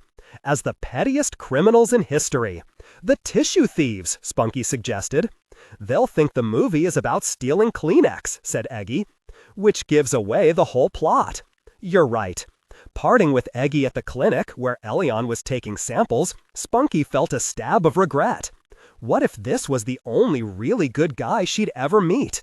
She might never meet a man who would be such a good father to their kids, though how she knew that kindness, hard work, and selfless service would be good attributes for a father or husband to have, Spunky couldn't have said. She just knew that she might always regret her decision to ignore the sparks between them. But she couldn't talk to Elyon about it. In fact, she didn't know anybody to talk about such things with. They'd think she was crazy, which would damage her reputation, or they'd blame her father's neglectful child-rearing for her madness, falling in love with a bald alderman in a country hamlet. Here, take a long pull on our sanity juice. You're desephalicizing too rapidly in the hot sun. What Elyon actually did was simple. He cleaned up in his office, and then his eye was drawn to the new file of cheek scrapings Spunky plunked down on the desk beside his computer mouse. "Are you asking me to put a rush on this?" Elyon inquired. "No, 45 seconds will do," said Spunky. Elyon sighed elaborately as he began the process of reading Bubby's DNA. "Oh, by the way, Thanksgiving is tomorrow," he said. "So I've heard," said Spunky. "I'm inviting you to have Thanksgiving dinner with Josette and me," said Elyon. "Three's a crowd," said Spunky, "but thanks." "At her mother's house," said Elyon. "Cooked by her mother." "You can't invite me to somebody else's Thanksgiving dinner," said Spunky. "Ms. Eliza did the inviting," said Elyon. "She's assuming that if you ask around, you'll accept. She has kind of a big dinner. A bunch of people have Thanksgiving at her house. Josette tells me that if you're invited once, the invitation stands for as long as you want to come. I spent a couple of hours last night after dinner helping Josette set up tables all over the house. It's like 30 people. Like 30 people? Was Elyon beginning to talk like Josette, or had he always said things like that, only Spunky wasn't actually listening? "What time?" asked Spunky. "I thought so," said Elyon. "I'm going over at noon because Josette and I are doing tablecloths and silverware. Ms. Eliza doesn't trust us with the plates. Perhaps she knows Eliza well." "I think she just doesn't know me well enough," said Elyon. He laughed, but he also looked a little embarrassed. "What, you broke something at her house?" asked Spunky. Elyon looked away from her, as if embarrassed. She says that I can't be trusted with plates till Josette remembers to wear, supportive underwear." Josette's own mother said that? And Josette said, "Buy me one that fits." And Ms. Eliza said, "Stay the same size for a month and I will." This was the way Josette and her mother talk in front of Elyon? If Josette's father was in the picture, he was probably loading the shotgun already. What time should people who aren't interested in looking down Josette's blouse arrive? Something about the turkey coming out of the oven about 2? Does that sound right? I'll come earlier. Bring something? As Ms. Eliza always says, all you need to bring is your best appetite and pants you can let out. Compared to this aloof scientist, Spunky realized, Eggy was downright sophisticated. He must have picked up his city manners in New York while he was making his killing. Whereas Elyon had no manners at all, except bad ones, so now he was cloning a set of manners from a family that didn't even meet local standards. Well, her job wasn't to supervise Elyon's education. If he got out of town unmarried, he'd probably recover soon enough and be back to his regular, unspeakable rudeness. The next morning, Josette came by quite early and took Elyon away. As a result, Spunky got caught up in her genealogical charts, referring back and forth to photocopied town records, and lost track of time. The knock on her apartment door alerted her to the fact that it was 2:15. It wasn't Elyon, though. It was Eggy. "Oh, I'm sorry," she said to him. "I'm already late for Thanksgiving dinner at Ms. Eliza's," said Eggy. "I know, because she sent me over to get you. Though you're not actually late. Turkey came out 5 minutes ago, and she sent me to fetch you, because Elyon was vague about whether you really planned to come. I've never tasted Ms. Eliza's cooking, but I have witnessed Elyon's dinner conversation, so I was kinda torn." "He'll be at the kids' table," said Eggy. "He's a postdoc," said Spunky. "The kids' table is a huge honker of a banquet table where Ms. Eliza's children all sit, along with whoever they dragged along. Josette's the youngest, so I expect that her brothers will make Elyon's meal a living hell. Or he'll get talking about helicase and hydrogen bonds and leading strands and lagging strands, and they'll die. All Ms. Eliza's sons went to college, said Eggy. Spunky couldn't hide her surprise. Josette isn't stupid, Dr. Spunk, said Eggy. Nobody in that family is. Spunky grinned. Well, you've got a point. Book larnin' ain't everything, is it? I figure somebody who gets whatever she sets out to get and then holds on to it is as smart as she needs to be, said Eggy. The hard part is figuring out what you weren't, said Spunky. Well, get crackin' on that, lassie, said Eggy. Time's a-wastin'. Oh, there's a deadline? Santa Claus comes to the Christmas parade on the Saturday after Thanksgiving, and if you don't know what you want, he shines you on. Who plays Santa? Asked Spunky. Eggy raised his eyebrows. Plays Santa? Spunky gave him the chuckle he was asking for, and then said, You called me lassie. Because you've called me laddie a couple of times, so I thought we were pretending to be Scottish. No, said Spunky, laughing in embarrassment. Just something in my family. During this conversation, Eggy had been deftly closing up Spunky's pens, and now he was holding out her coat to shrug into. Then he opened her apartment door and closed it behind them. Did you lock it? Asked Spunky. I'm sorry, didn't you know you were in Good Shepherd, North Carolina? He said. I can't just leave it unlocked.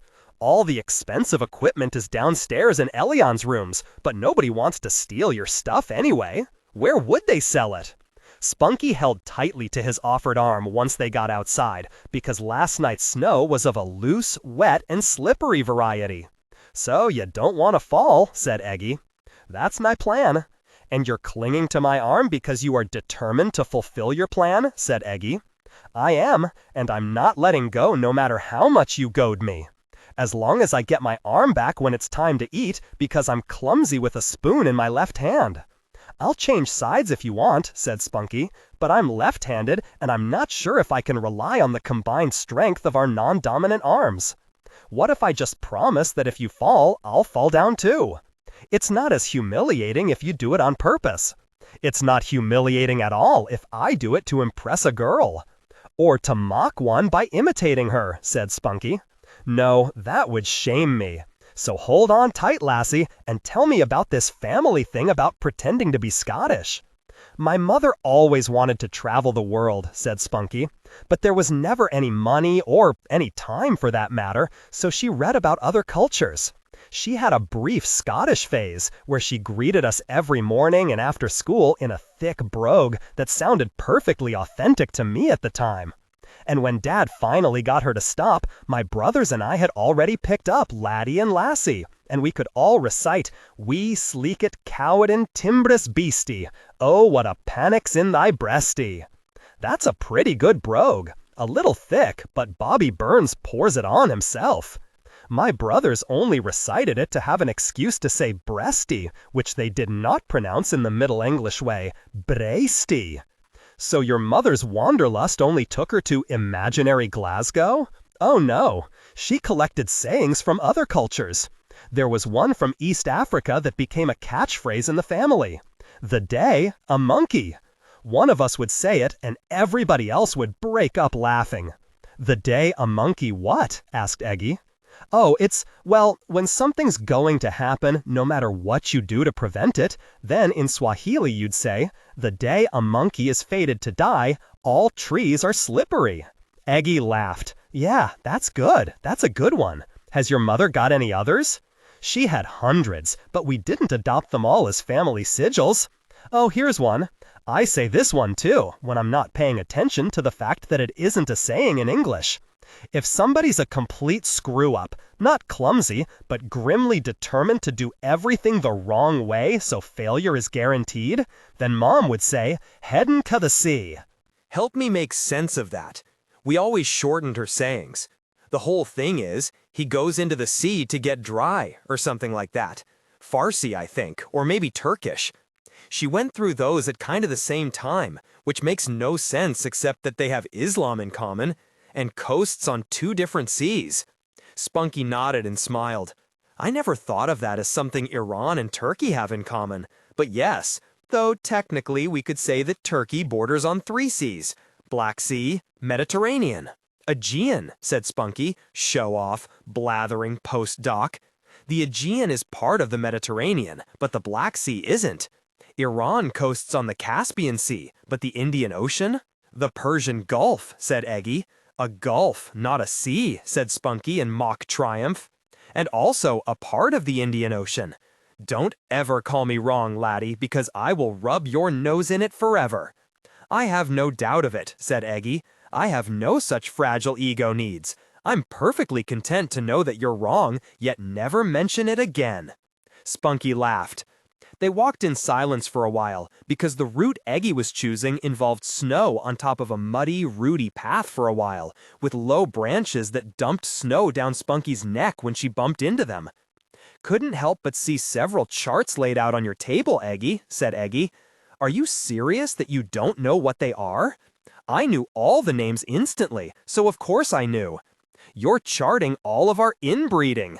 I am not, said Spunky. People always think that, but come on. Demographically speaking, the entire world is inbred. Most people can't go back 6 generations without having the same person pop up in 2 different places on their pedigree. Everybody on Earth is related to everybody else, and not all that distantly. I guess there's nobody for us to mate with but other humans, said Eggy. Well, our first ancestors weren't all that fussy. Everybody of European and Asian and Amerindian descent has a decent amount of Neanderthal DNA. It doesn't help us or hurt us, so it's just along for the ride. Then the East Asians and Amerindians also have Denisovan DNA, so 2 different groups of humans interbred with us. Still humans. A source of much argument, said Spunky, among bigots who can't stand to think we aren't a different species from cavemen. Nobody says cavemen anymore, said Spunky. Well, not after that Geico ad, said Eggy. But they still think it. I've heard of Neanderthals, but they didn't teach me about that other group back in school. Denisovan, from the name of the cave where their DNA was found, in the bones of a child. Not just Eastern Neanderthals? We've sequenced enough different Neanderthals that we can say with some certainty that the Denisovans were their own branch off from the parent stock that left Africa. I feel pretty ignorant here, said Eggy. Was I supposed to make you feel smart? Asked Spunky, with Chip on her shoulder insouciance. Hickety heck no, said Eggy. It's like with dinosaurs and planets and the names of countries. They keep changing them and I can't keep up. I have a degree in economics, but I have only the vaguest idea of what you did to make your killing on Wall Street. Oh, right, that's complicated. Like a lot of people who make their killing on Wall Street, I made friends with an older guy with a lot of influence. He let me in on a couple of deals so that starting with no capital, except a pittance of savings, I found myself as principal stockholder of a couple of firms. And because I knew how to convert those companies into moneymakers, I made that stock rise in value and then sold at a reasonable time and left. Your benefactor, was he miffed that you didn't keep going? I went and saw him on my way out town to take care of Dad, said Eggy. He said, "Good for you, Bert." They called me Bert there. And he said, "Wish I'd had the spunk to do the same." Enough is enough, but most people think enough means whatever scraps you leave for the other guy. Come on, said Spunky. Come on, what? Asked Eggy. He didn't say, "Wish I'd had the spunk to do the same." Oh, I think he did, but I don't have an eidetic memory, and maybe having this beautiful, brilliant, slippery, spinstery postdoc clinging to my arm made me replicate guts or balls with Spunk. Cliffs of fall. Spunky stopped abruptly, which almost made them fall. It took a moment to recover balance. What? Asked Eggy. Did you really say cliffs of fall? Eggy laughed. Oh yeah, your family has its things, and so does mine. My father thought Gerard Manley Hopkins was the greatest poet who ever lived. Oh, the mind has mountains, cliffs of fall. Spunky finished the couplet. Frightful, sheer, no man fathered. Hold them cheap. And Eggy joined her. Hold them cheap, may who near hung there. That's as far as I can go from memory, said Spunky. Don't know why that stuck in my mind, but I could never memorize an entire Hopkins poem, except Margaret, Are You Grieving? And again he joined in as they recited together. Over Golden Grove unleaving. Leaves like the things of man. You with your fresh thoughts, care for? Can you? And suddenly Spunky couldn't go on, because she was weeping. Not little tear-in-the-eye stuff like at a sad or happy movie, but full-on weeping, sobbing into his sleeve as she turned her face into his shoulder. "Wow," Eggy whispered. "Poetry really gets to you." "It's about dying," said Spunky, "written by a poet who absolutely believed in resurrection." "It is the blight man was born for," said Eggy. "It isn't," said Spunky. "It's my mother, making us memorize a poem every week. She got to choose the poet. My brothers all ignored her choices, though, so they recited perfectly awful stuff from Ginsberg. Or Herrick. When as in silks my Julia goes." "I bet your mother just laughed," said Eggy. "How did you guess that?" "Because, come on, they found those poems on their own and then memorized them. What's not to love? They found Dickie, too, because his name sounded schoolboy dirty. Warm in such braces, mentioning grasses, grinning disgraces. For a year after that, Mom called my brothers, individually and as a clump, grinning disgraces. Spunky, would you call the grinning disgraces in for dinner?" "Okay, that's it. I loved my mother, but can't I at least pretend your mother was my favorite aunt? You may have her as your aunt, because she had no nephews, just sons. And now you're through crying?" he asked. "So I'll come in to Thanksgiving dinner with red eyes and wet cheeks, and everyone will have to pretend they don't notice. Have you forgotten where you are? They'll accuse me of making you cry and call me monster all day, and you'll be something like weepy or boohoo or damsel." "Now's when all my sociological training comes into play," said Spunky. "I'm going to own this and make it my own. Is that the house?" She pointed to a big, ramshackle mountain of weathered wood just down a little more slope and past the end of the trees. "You guessed it," said Eggy, "since after that house there's a cliff and a rill, and then it's deer and bears and raccoons all the way to Tennessee.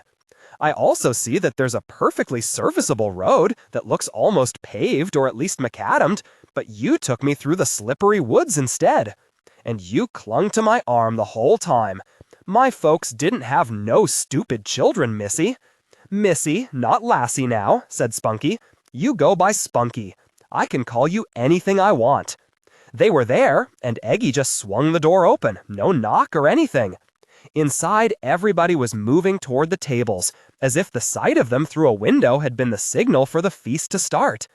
It was plain enough that the woman with a gravy-covered wooden spoon and a spattered apron and flour in her hair was Miss Eliza, and Spunky was not surprised at all that she greeted her, the first words the woman had ever addressed to Dr. Spunk, by saying, "What did our lazy alderman do to make you cry?" "Gave me an Indian burn on my arm," said Spunky, filling her voice with outrage. "And a noogie right on the top of my head. So he thinks he's your big brother," said Miss Eliza. "Figures, with the dumb ones." "I don't suppose anyone cares to know what she did to me," said Eggy. "Not a one of us," said Miss Eliza. "And besides, you're saying the prayer, and we're all hungry, so do it. And remember that everybody in this room says their own prayers, complete with all kinds of thank yous to the Lord of Hosts, so if your prayer could end while the turkey's still warm, we'd all be grateful. And if you'd stop ragging on me, thou importunate VA dame, I could begin, which will certainly bring me closer to ending the prayer."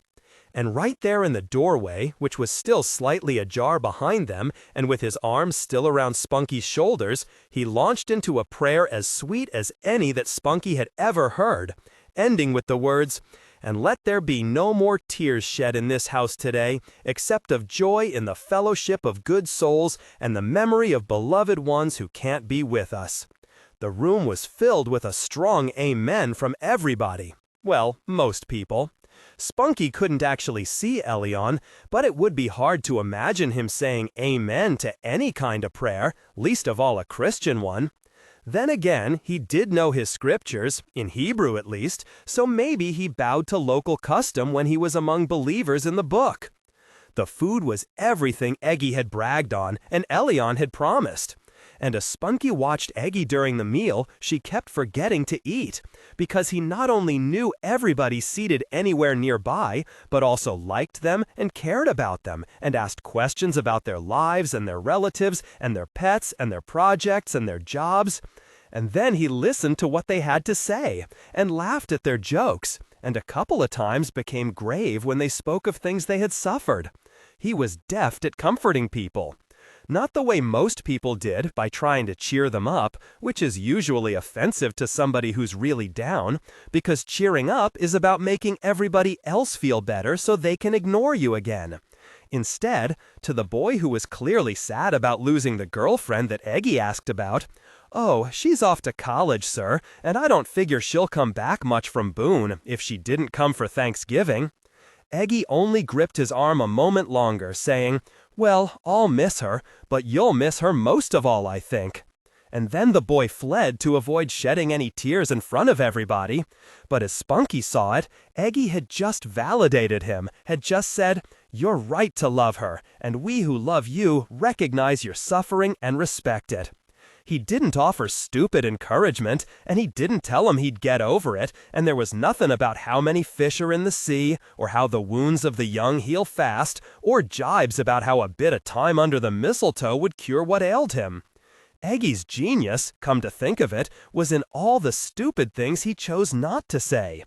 And then Spunky thought of their whole bantering, flirting conversation as they walked here, and her sudden rush of tears when they quoted a poem that brought back all her grief over her mother's death, and how kindly and gently he helped her become ready to face a house full of people.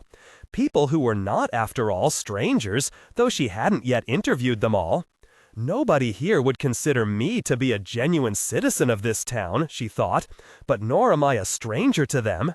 And yes, I worked hard to reach this point, but I also had this amazing man smoothing the way for me.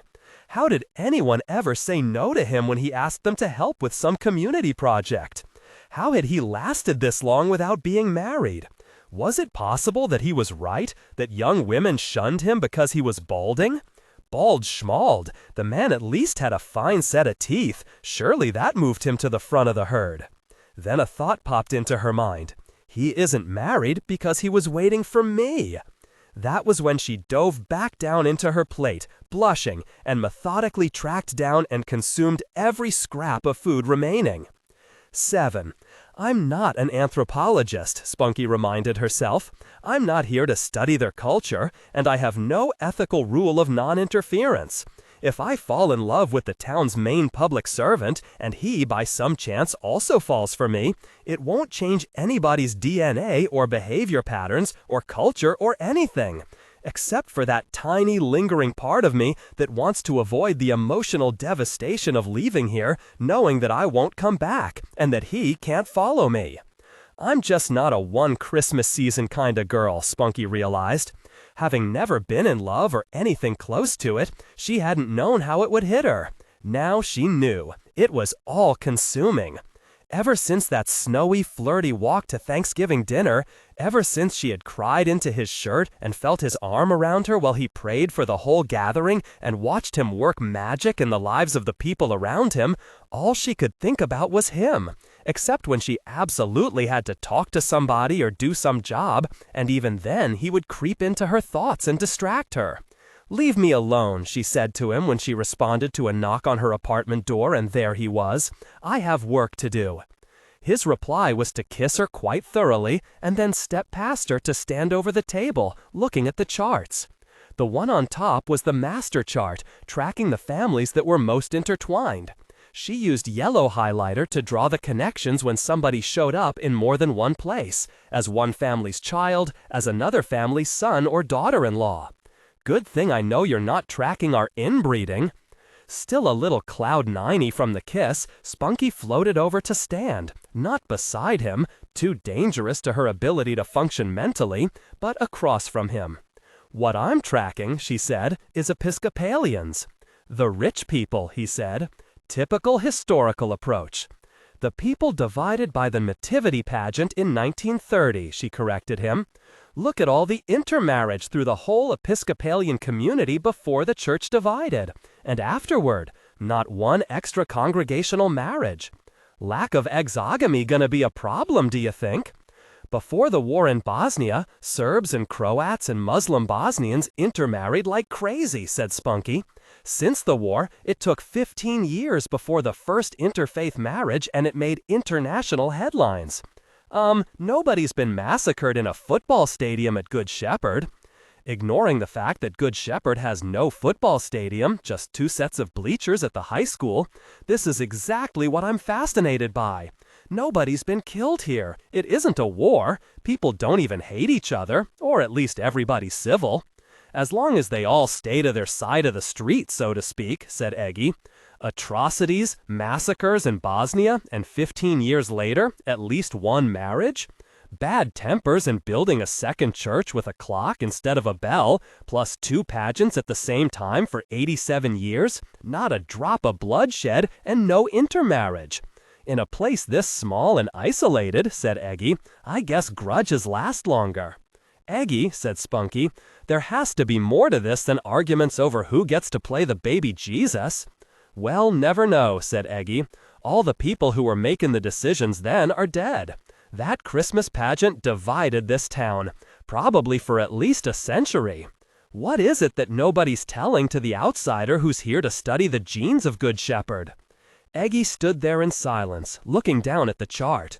Spunky knew him well enough to expect that he had already figured out how to change the subject completely, and was only hesitating because he knew she'd see through the attempt and be either angry or hurt. To her surprise, he didn't change the subject at all. Spunky, you finally put into words something that I've wondered about my whole life. Balances scientific credibility with storytelling wonder. I mean, even as a kid, when my parents first tried to explain why there were 2 Episcopalian churches in town and 2 nativity pageants, I said to them, well, that's stupid. Why don't they just act like grown-ups and get back together? I am not surprised that you were a preternaturally wise child, said Spunky.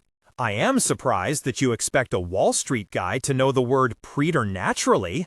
I knew that if you didn't know the word, you would guess its meaning from context. I knew the word, said Eggy. I just never heard anybody say it out loud. So you agree with me that there has to be more to this? Said Spunky. I think somebody on each team must know what the real grievance was, said Eggy, but I will never be in the chain of custody for that secret, and neither will you. And in the meanwhile, the dueling pageants are Good Shepherd's only claim to fame, said Spunky. I'm surprised nobody's got some Hong King company to make a bunch of 2-pageant snow globes to sell to tourists. Eggy shook his head. I've let it be known over the years that if any merchant starts commercializing our town's division, they will suddenly find themselves dealing with all kinds of inspections and infractions and fines and liens. Nobody's going to have a vested interest in keeping it going. So you're tougher than you look, said Spunky. I don't look tough at all, said Eggy. You look tough. I think women aren't ever called tough. I think the term for us is feisty. Witchy, said Eggy, adding to the list. Spunky frowned. That moves me from the realm of toughness to the playpen of cuteness. Cute as a bug, said Eggy. My rule is never to hit anybody, said Spunky. Please don't goad me into changing that policy. Still figuring out what kind of bug you're as cute as, said Eggy. A mantis? A hornet? A horned dung beetle? That took her aback. Not just a beetle, but a dung beetle? Not just a dung beetle, but a horned dung beetle? World's strongest insect, said Eggy. It can lift the equivalent of me lifting 6 full double-decker buses. I'll find you the reference online if you don't believe me. I promise it wasn't in a BuzzFeed slideshow. I can't lift more than 2 buses at a time, empty, said Spunky. Eggy ignored her. Technically, the bullet ant has a more painful sting than a hornet, but nobody knows what a bullet ant is, and we know hornets well enough that getting a bunch of people mad is stirring up a hornet's nest. You are a font of information today, said Spunky. Eggy looked rueful. I'm trying to find at least one thing you didn't already know every day, so that you'll keep conversing with me. Well, so far you're batting 0, said Spunky, because I knew every one of those facts. You didn't know that as a child, I didn't believe that the town division was really about the babies. Eggy, what are we doing? Standing across a table from each other, pretending that we haven't fallen in love like a couple of moonstruck teenagers? I know that you're not moving away from this town. Seems unlikely in the foreseeable future, said Eggy, and after this, Grant, I don't know what career path I could possibly follow that would ever bring me within 100 miles of here. You could open a Taco Bell franchise, said Eggy. We don't have a single Mexican food establishment here. When Taco Bell opened in Romania a few years ago, it became the most successful business in the whole country. I made a lot of money from that. Lines around the block. We're like Romania here, starved for ground beef and hot sauce. I don't love you enough to get into the food service business just to stay nearby, said Spunky. There isn't enough love in the history of the world to get a woman as smart as me to do that. That's why I only dated stupid women, said Eggy, till now. In case you haven't noticed, we've never had a date, said Spunky. We've had dozens of dinners together. We've worked together on how many projects now? And don't forget walking in the woods on a snowy afternoon. Not one of those was a date, said Spunky. Most of the time, I had no idea you were coming. But I knew I was going to see you, and I spent the day counting the hours and minutes till then, so to me, it was a date. Spunky tried not to smile. You were dating me, but I wasn't dating you? There's no point in looking for precision, said Eggy. This isn't physics, it's propagation of the species. We haven't done any propagating, said Spunky. All the hormones pumping through us, telling us that we must find a way to live with each other forever, preferably in close physical contact, evolved in order to propagate the species. So even if we fail to propagate, our genes insist on making us try. Right, oh expert on the human genome. The more we know about genetics, said Spunky, the less we understand about love. That's so disappointing, said Eggy. It's like religion, said Spunky. Some things we have to learn on our own. On my own? Then what was Sunday school about for all those years? It wasn't about love, said Spunky. If I climb over the table to kiss you, said Eggy, I'll make a mess of all these charts you've been working so hard on. Then I suggest you stay on the floor and propel yourself around the table using feet. Do you have any idea how long that will take? Asked Eggy. She walked around the table with all the dignity of a doctor about to give a favorable prognosis to a patient, not hurrying, but unable to conceal her eagerness. I can't marry you, said Spunky. What language are you speaking now? Asked Eggy. I don't understand a word. Then she reached him, and words were pretty much impossible for a while. 8. Work went on. Interviews happened. More and more people found time during holiday preparations to come down and get swabbed. Elyon managed to look at the screen between meals and see what the computer was finding in its searches through the growing Good Shepherd database. The professor seemed to be happy with the progress they were making. Everybody in town seemed to accept that Spunky and Eggy were a couple, and now that it was true, nobody teased them about it. Teasing an unmarried couple about being in love is how a community pushes them to marry. Spunky understood that in general, any culture that didn't encourage procreation was going to be outpropagated by another culture that did. But in particular, between her and Eggy, there was still a lot of territory to cover. They put a rigid 5-minute cap on any activity that Eggy's mother would have called necking, because, as Eggy explained, we're marryin' folk in our family. No child should grow up doing the arithmetic on his birth date vis-a-vis his parents' anniversary. But the restriction wasn't really about protecting children that would probably never be conceived. The restriction was to avoid making any commitment, spoken or implied. Eggy and Spunky were keeping company, as Ms. Eliza put it when Spunky interviewed her. What about Josette and Elyon? Asked Spunky. What about them? Asked Ms. Eliza. Are they keeping company? Asked Spunky. Are you his sister or something? Asked Ms. Eliza. Because Josette thinks of you as her main rival in trying to win the boy's heart. As far as I've ever been concerned, Elyon's heart, now that we know it exists, is for any taker. I never would have guessed it, but Elyon seems to really care for your daughter. As his non-sister, said Ms. Eliza, what chance does Josette have to be happy with him? It depends on how adaptable she is, said Spunky. Meaning, his brain is going to take him into a top-flight math or econ department in a major university. Academic life is full of constant status wars, and the spouses play right along with the actual professors.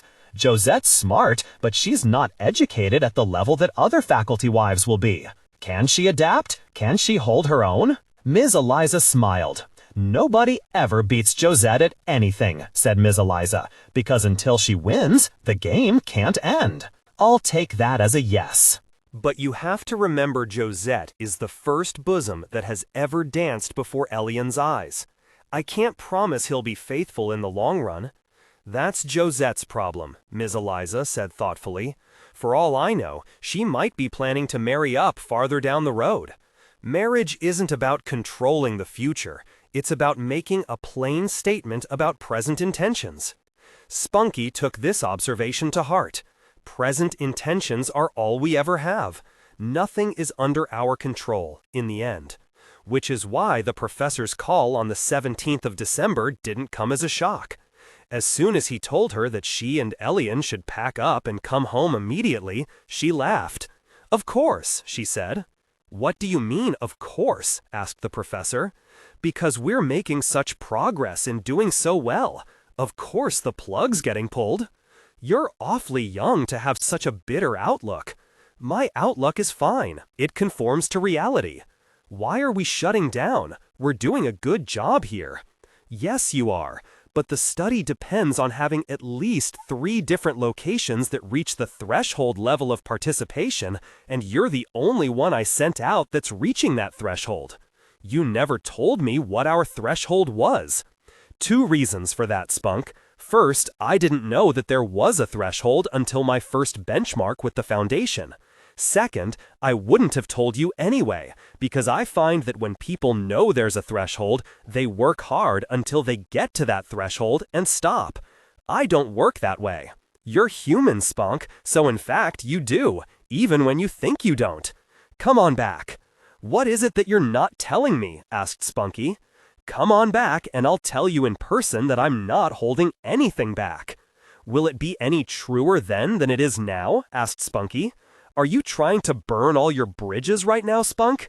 Spunky got downstairs only to find Elyon already boxing up the equipment. "The professor called you first?" she asked. "I called him," said Elyon, "because 80% is a rational threshold for an excellent study. The goal was 100%. "And we're at 90, said Elyon. "Why did you rattle his cage?" "I wanted to make sure we'd still be here at Christmas." "How did that work out?" asked Spunky. "He pulled the plug." "Does this make any sense to you?" asked Spunky. "None at all." "Do you like this turn of events?" "She'll stop loving me if I go away now," said Elyon. Spunky had never heard such misery in his voice. "If she's smart, she'll keep loving you till you do something asinine like breaking up with her." "Spunky, she's not smart," said Elyon. "She's not math smart," said Spunky, "but she's way more human smart than you are. For instance, I bet she knows that the issue here isn't whether she'll still love you." "Then what is the issue? If you're still going to love her, then there is no issue." "You mean she thinks I'll stop loving her?" "That's right, Elyon. And do you know why she thinks that?" "No, I keep my word. I've never broken my word to her." "Because you're a man, Elyon. She knows you'll keep thinking of her as long as she lets you look down her blouse." "I do not." Spunky didn't let him finish his outraged protest.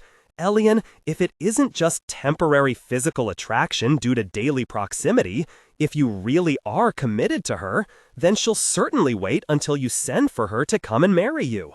"Send for her where?" asked Elyon. "I don't have any income except this study, and if the study's over, I'm broke." "Then you come back and the 2 of you live with her mother." "I'm a scientist. I can't do any science without a grant." "I know what you mean. Charles Darwin is still waiting for his grant too. But his family was rich." Spunky looked at him with barely controlled exasperation. Elyon looked back at her for a long time, until he realized, "Well, my family isn't rich. Slightly rich will do in this case." Do you think your family could tide you over during your first few months of marriage? I wasn't going to tell them. Because you think they wouldn't like her? I know that they'll hate her. I'm going to tell you why you're wrong, said Spunky. You don't know them. They're complete snobs. They hate everybody below the net worth of Bill Gates. Listen to me, Elyon. I don't have to know your parents, because I know human parents, and your parents are of that species, aren't they? On their good days, said Elyon sadly. Do you have any siblings? My parents never sibbled me, said Elyon. So who is their only hope on God's green earth to produce a grandchild for them, replicating their genes into the next generation? Elyon thought a moment. Well, me, of course, but do you think that at this moment your parents actually believe that you will ever find a woman to make sweet love to you and raise your babies? Judging from Elyon's face, that hit him like a slap. But after a moment of stunned silence, he said, Probably not. So when you announce to them that you'd like them to support you and your new bride until you can attach yourself to another grant, what will they say? They'll ask, Where did she go to college? Said Elyon. And what will you say back to them? Asked Spunky. Nowhere. She still has a couple of assignments to complete before they'll finally give her a high school diploma. Elyon, stop. Think. Do you understand that you're an idiot when it comes to human relations, and that the better you know people, the worse you get along with them? He thought for a moment. Except Josette and Ms. Eliza. Okay, keep that knowledge right there. Spunky tapped his forehead. Now listen to me. When your parents ask their snobby questions, like, who are her parents? What does her father do? How much land do they own? Where did Josette go to college? You will give the same answer to all those questions. There's no one thing that will answer all of them. You're wrong, Elyon, because you're an idiot. You will always be wrong, which is why you have to listen to me, right now. Your answer to all those questions will be, word for word, this. Dad, Mom, or Muzzy and Wuzzy, whatever you call them. Dad and Mom, Josette has my baby in her, and I want our child to have every chance at good health and a good education. She isn't pregnant, said Elyon. We haven't ever done that. Elyon, I didn't tell you to tell your parents the truth. I told you how to answer them in order to get the results you want. But if lying bothers you, then make it true. There's at least one justice of the peace in Good Shepherd, North Carolina, and I know for a fact that there are 14 separate ministers legally capable of marrying you to Josette and her to you. Elyon sat down. They'd kill me. They won't kill you. They'll take 3 days to get over their shock and rage and disappointment, and then your father will start to say something about how to get the baby aborted or the marriage annulled, and your mother will put on her monster face and speak in her monster voice, and here's what she'll say. That baby is my grandchild, and if you do anything to harm him or make it so he comes into this world as a bastard or an orphan, you will spend the rest of your life looking for your balls, mister. My mother would never say that. I can promise you that she'll say that, or she'll say worse. Because the minute you're married to Josette and she passes a pregnancy test, that baby is the most important creature on this planet, as far as your parents are concerned, especially your mother, because she is never going to have another shot at reproduction, and that's the biological imperative. Elyon began to nod slowly, and then a very slight smile crept onto his lips. You really are an expert at reading human nature, Spunky. I've seen you do it time after time, and everybody who comes in here, they won't stop talking about how wonderful you are and how smart you are, and if I try to correct them, they just get mad and stop talking to me. I'm glad to know that at least you tried to correct them about my being wonderful and/or smart. Truth matters to me, Spunk, he said. Balance is scientific credibility with storytelling wonder. Your tone? If I didn't care about truth, I wouldn't be a scientist. What would you be? A NASCAR driver? I don't have quick physical reflexes, Spunk. If I drove a race car, I would die. So here's my suggestion, Elyon. Instead of packing up this equipment, which is not needed anywhere until long after Christmas, you stay here. Keep entering any samples that come in and crunch even more numbers to see whatever it is that the professor saw that made him pull the plug. He didn't see anything wrong with our data. It was the other populations that came up short. He's lying, Elyon. He's a scientist. He's a money-spewing grant faucet, Elyon. He stopped being a scientist before he was out of graduate school. But he does science. No, Elyon. He writes grants, he wins grants, and then he assigns the best graduate students and postdocs to do the science and write the papers. And he puts his name first on those papers so people like you think he's a scientist. So whatever reason he has for pulling the plug on us here in Good Shepherd, it has everything to do with his own reputation first, and keeping the grant grantors happy second, and covering up anything that will make him look bad third. Which means his reputation is first and third, and doing good science is down there just after keeping his wife happy enough not to divorce him, and right before seeing his children so they can yell at him for being a lousy father. I thought you liked him.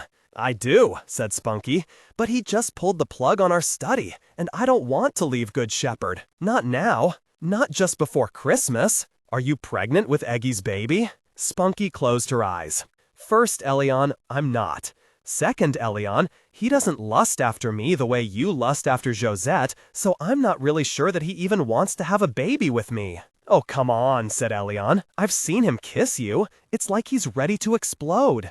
So gentlemanly, but his hands are like quivering. It's cold. He's from around here. He's used to it. It's you. Why don't you come to the courthouse and get married the same time I marry Josette? Because first, Josette will only marry you in a church. She's going to wear white and walk down the aisle, and everybody's going to know she's marrying a brilliant scientist who loves her. And you know how they'll know that you love her? Because you're marrying her, and she isn't even pregnant yet. A church? Do you believe in God? Spunky asked. I'm a scientist. I don't even think about unfalsifiable hypotheses. Then you can't be worried that God will be irritated with you for stepping inside a church, or for having the opinion that he probably doesn't exist. But what if Josette wants me to be a Christian? Anything against having your children baptized? Anything against having them raised as churchgoers? I was, and I turned out more or less sane. Less, but still, you get my point. Why would you need to burden Josette or anybody else by telling them your opinion that God is an unfalsifiable hypothesis? So how would my going to a church to get married not be a lie? Spunky shook her head. They don't make you promise that you believe in God, Elyon, unless you're marrying a Catholic, and you're not. All that you promise is that you'll love, honor, and cherish her as long as you're both alive. How can I promise that? I can't guess the future. Immediately, Spunky remembered Miss Eliza's sermon on the topic. Elyon, a promise is not a prediction. A promise means that it is, at this moment, your intention to stay married to and care for Josette as long as you're alive. Will that be true, at the moment that you say it? Elyon nodded. This is serious stuff. More serious than math, said Spunky. Nothing is more serious than math, said Elyon. Spunky could not let that go unchallenged. If human beings did not produce viable offspring and keep them alive until sexual maturity, who would there be on Earth to think about math? But Elyon was lost in his own brooding. It really is going to make my parents mad. What if you're wrong and they cut me off without a penny? Then you'll scramble and Josette will scramble, and between you, you'll make enough to scrape by on until you get a job using that brilliant mind of yours, and you come home with so much cash you can diaper your children with it. So Elyon stayed behind, and Spunky put an overnight bag into the van and headed out for the university. It was a long drive, and she was already tired, so she stopped at a couple of oases, a Sheetz and a McDonald's, and walked around the building a couple of times to wake herself up. No caffeine. It didn't keep her awake, it just gave her a migraine, but the periodic walks were enough. She got to her apartment at the school, saw that her roommate had an overnight visitor, and spent the night on the couch. She didn't wish for a bed, she didn't wish for her pillow, she didn't wish for anything except to wake up and find Eggy somewhere nearby. Kitchen, yard, knocking at the door. Just nearby. 9. She didn't have an appointment with the professor, but she knew perfectly well that if he wanted to see you, he'd see you, and if he didn't, he'd tell you to make an appointment. No dates would ever work out until he did want to see you. Heretofore, Spunky had accepted this is the way a great man worked. Now it seemed to her to be monstrously narcissistic and borderline sociopathic.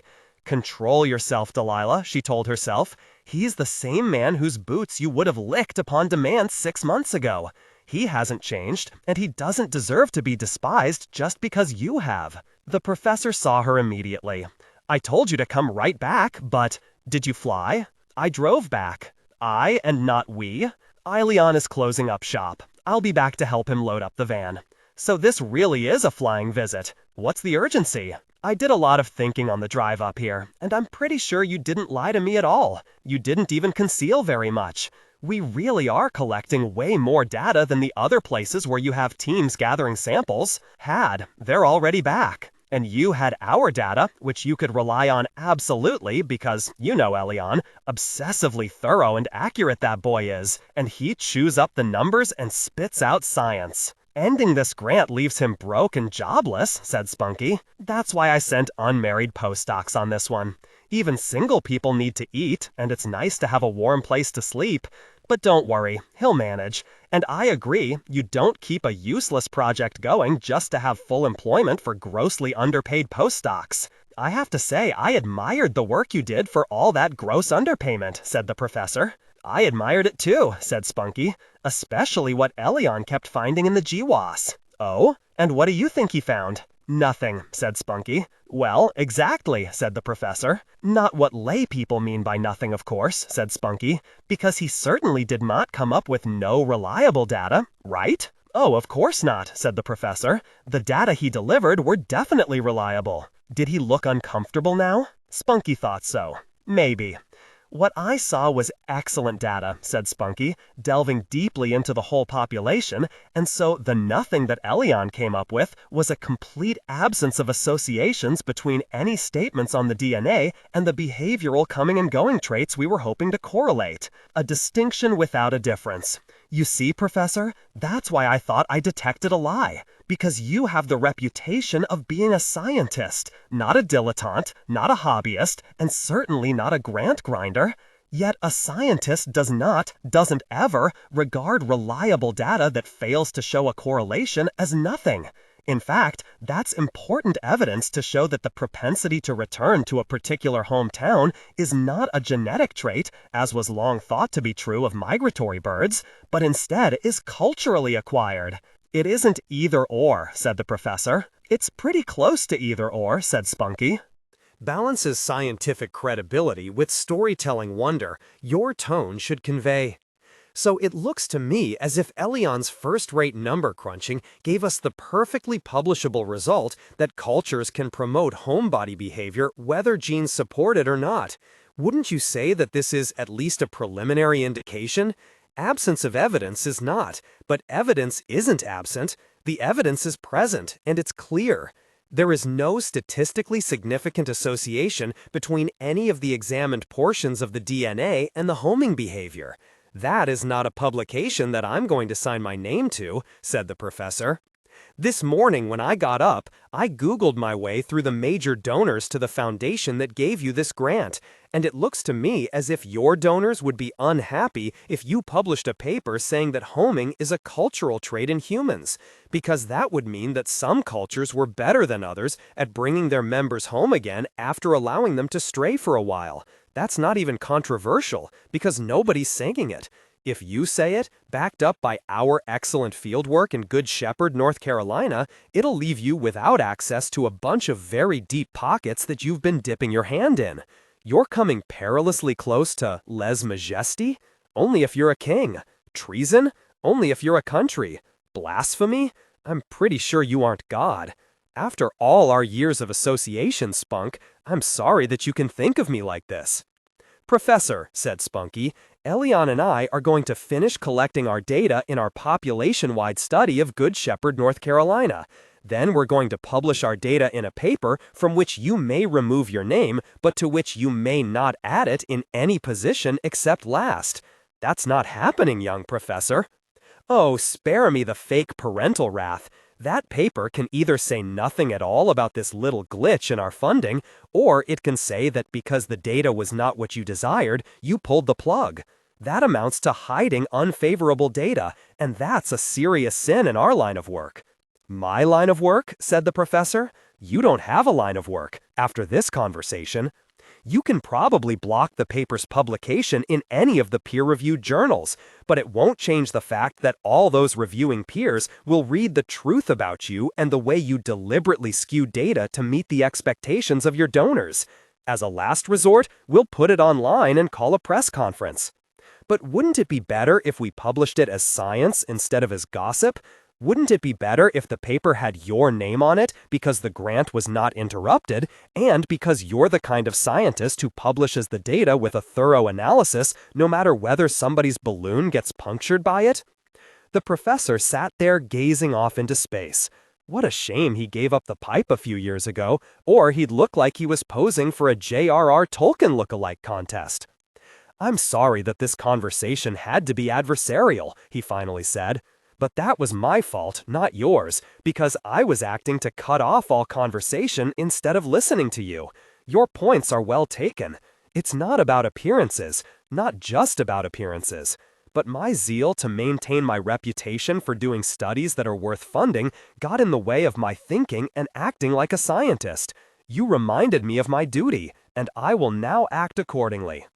Spunky tried to decide whether this capitulation was real or if she was being conned. As of this moment, the funding for your GWAS is reinstated. How close are you to finishing? As Elyon told you, we're at about 90%. I think it's worth a few more weeks to get as close to 100 as we can. Then you may have those weeks. Then I'll head back and tell Elyon to unpack. Spunky rose to her feet. That really is what you came back for? Also, I wanted to see what small-town life looks like, because I've learned that academia is one of the smallest small towns anywhere. Fair point, said the professor.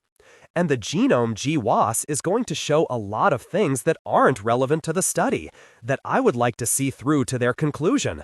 It's unethical to share the raw data with. Don't worry, I know the rules at least as well as you do. All the way back to the van, she half expected to have some goons from campus security stop her and put her in a dentist's chair and hold a drill to her teeth and repeat over and over, "Is it safe?" She didn't even go back to her apartment to pick up her bag. She wanted to return to Good Shepherd before dark. 10. This time, when she got sleepy, it was broad daylight. She pulled into a gas station, filled up the van to the tune of more than $50, and then slept for half an hour. She woke up when her ringtone insisted. Elyon said, Well, what? Did you find out what's going on? I'm halfway back now. I was going to tell you as soon as... Do you see that thing my voice is coming out of right now? He shouted through the phone. It works in both directions. I should have called you. I don't know what I was thinking. I'm really tired. We're talking now, said Elyon, so you can tell me now. The grant is reinstated. I mean, our part of it. We're going to finish up in Good Shepherd. At first, Spunky couldn't understand why Elyon didn't say anything. Then she heard just enough breathing and smacking noise to know that Josette was there, heard the good news, and there was some serious happy kissing going on. She ended the call. Well, that's fine. I did my job. And now you can be happy with the best good fortune that ever came to you in your generally obnoxious life, Elyon. She immediately regretted the thought. A lot of Elyon's obnoxiousness came from his upbringing, the world of snobbery and condescension of his parents, and a lot of it came from his genuine fascination with math and science, which made him oblivious to a lot of human things going on around him. But since he started eating with Josette, he had been noticing more than he used to. He was becoming human. So, not only would he be happier with Josette, everyone else would be happier with him. The catnap had done its job, even if Elyon's phone call did cut it short. She was back on the road in no time, tank full, determined to get up into Good Shepherd while there was still light in the sky. If I were in a crappy movie, this is when I'd crash the car, thought Spunky as she woke up for the second time. Each time it had been only a micro-sleep, a tiny nod. She hadn't left her lane, she wasn't tailgating anybody, and there weren't a bunch of cars behind her wishing she'd speed up. She was alone on this road. This unfamiliar road, with sudden turns. With my brain cutting out every 5 minutes no matter how much I flex my muscles on the steering wheel or sing fake lyrics to songs I don't know or yell back at talk radio, bouncing up and down on the seat doesn't keep me awake. Thinking about getting back to Eggy doesn't fill me with adrenaline.